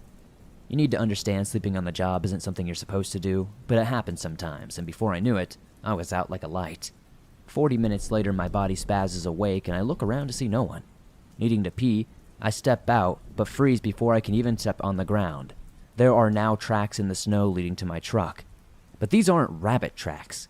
These are human. They aren't the right size to be mine either. The trail leads over to the tanks I was checking earlier. I questioned who the hell could be out here and why, and once more I began to feel creeped out. I got that sinking feeling again as I followed the tracks. I grabbed the giant wrench from the truck that I carry just in case. Was whoever was out here crazy? Did they potentially need my help? I wasn't so sure. And about 20 feet from the tank, I froze and called out, asking who was there and if they needed my help. Silence sets in for a moment. The only sound coming from the snow is the wind blowing. I feel loneliness at the same time, yet I know I'm potentially being watched. The loneliness is that realization that I'm on my own if something goes wrong. Trying to set this thought aside, I tell whoever is back there that I'm well aware they're here. Still, silence is the only response I get. I walk forward 5 more feet and peer around the tank. What I see doesn't immediately register, but it shocks me when I do. There's blood, and I mean a lot of blood. I felt nauseous but was curious, so I stepped closer. That's when I see an antler. Is it a deer? I go close enough to see a dead deer. Its throat slit and blood everywhere. Its organs were also in a transparent display, steaming in the snow. Someone or something had recently just eviscerated this deer and left it here. Who or what the hell would do this and why? I turn my attention back to the shoe prints, and it makes it obvious that there was a lot of shuffling around the deer. I'm not very convinced that whoever was out here was gone, and I'm confused as all hell at this point. Then I notice the shoe prints leading off to the back of the tanks. Slowly and exceptionally hesitant now, I follow these tracks. I'm shaking, but not from the snow. No, I'm shaking from damn fear.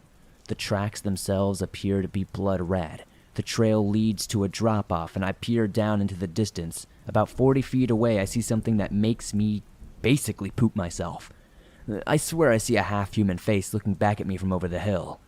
The beginning was old and tattered.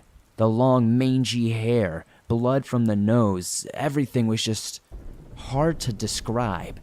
I jumped so hard I fell, but was immediately on my feet seconds later. I threw all my stuff in my truck bed, got into my truck and floored it away as quickly as possible. I was dizzy and freaking out, thinking about how this thing had been right outside my truck looking at me while I slept at one point. Eventually I got home and I told the first person what I saw. I told them I noticed the deer and thought it was strange, at which point they removed what was left of the deer from the site.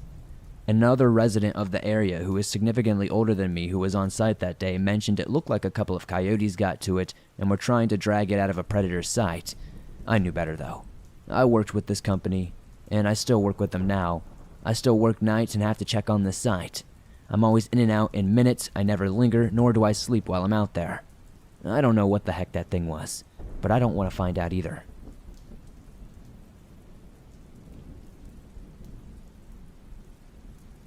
Small Town, North Dakota Horror Stories by Andy J.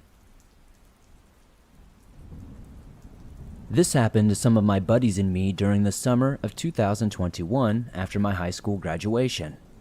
I'm from a small town in North Dakota, and my buddies and I are the stereotypical rednecks of the town.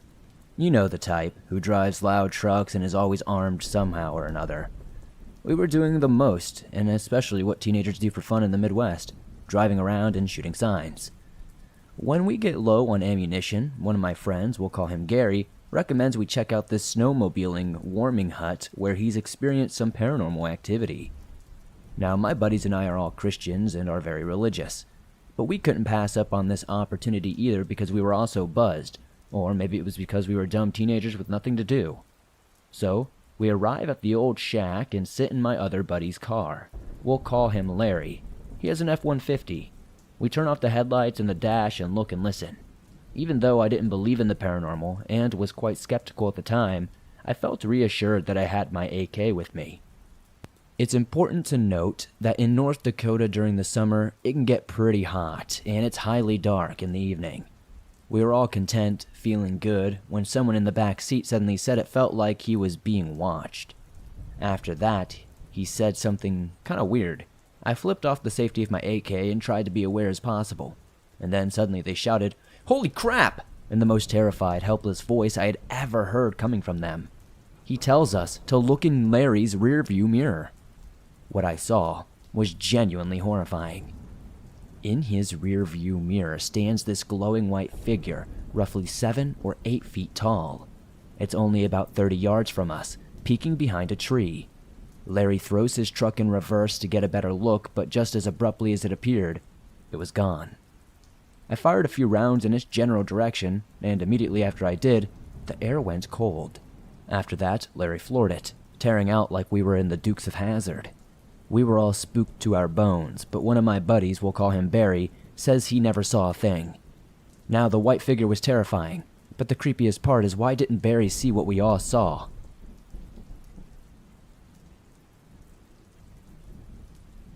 My most disturbing story at a fast food area. By Anonymous. My most disturbing story regarding fast food workers would be working at Burger King in my native of North Dakota. I was the go-to guy for any job the others didn't want. I was in high school then and usually worked around 25 hours a week to earn money to fund my extracurricular activities. I cleaned, cooked, washed trays, and served from time to time. But most of all, I was a magnet for odd things. In the 2 years that they were open before I started, they didn't have drainage issues, fecal issues, vomiting, or anything else. But lucky me, when I started, my first day consisted of cleaning projectile vomit from the kitchen. One of the cooks got ill during his shift and absolutely vomited everywhere, and I mean everywhere. But still we remained open and kept all of our tickets under our 10-minute max. Fast forward a few weeks and our soda/ice storage drain under the fridge stopped working. We had to move the fridge, clean out the drain, and the drain was full of gelatinous brown stuff that smelt like raw sewage. A few nights later, some kid had explosive diarrhea all over our dining area. He somehow hit 3 different tables and over a dozen chairs, and about 80 square feet of wood flooring. Shockingly, we stayed open. and I was forced to clean between cooking and poop, basically exposing food to who knows what kind of bacteria. I did wash my hands, I did change my gloves, but there's only so much you can do, you know? Another good one was when our GM found out we had a rat problem in one of the walk-in fridge units. The restaurant was closing for just a couple weeks because of our slow season, smack dab in the middle of one of those brutal North Dakota winters. One of the super smart shift supervisors decided to close the door with the rats inside. I don't know whether or not he had seen them. I don't know what really went on, but when I came back to open the kitchen, I found about 30 dead babies and a mother rat.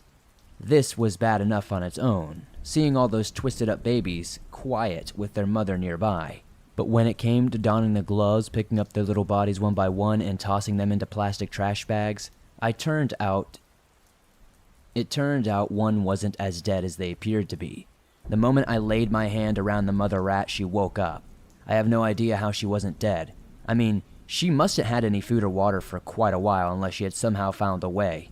But she was alive and angry. She managed to escape my grip, but didn't drop to the floor. Instead, she sank her teeth into my hand before working her way at my arm, biting me viciously. I was screaming, trying to get her off of me, smacking everywhere, but every time I seemed to hit her, she buried her teeth in deeper. My flesh was absolutely feeling terrible. Smacking her only worsened the wounds as her teeth ripped and tore at my skin. Ultimately, I caught her with a shot that knocked her off and sent her crashing into the fridge wall. Then I stomped and stamped repeatedly until she wasn't moving, and her broken body spilled guts onto the floor. I had to have 19 stitches, and I had to get some tetanus shots and stuff like that. I was stuck in the hospital for 72 hours due to this, and honestly, I had to quit after that. But those are my stories working fast food in North Dakota.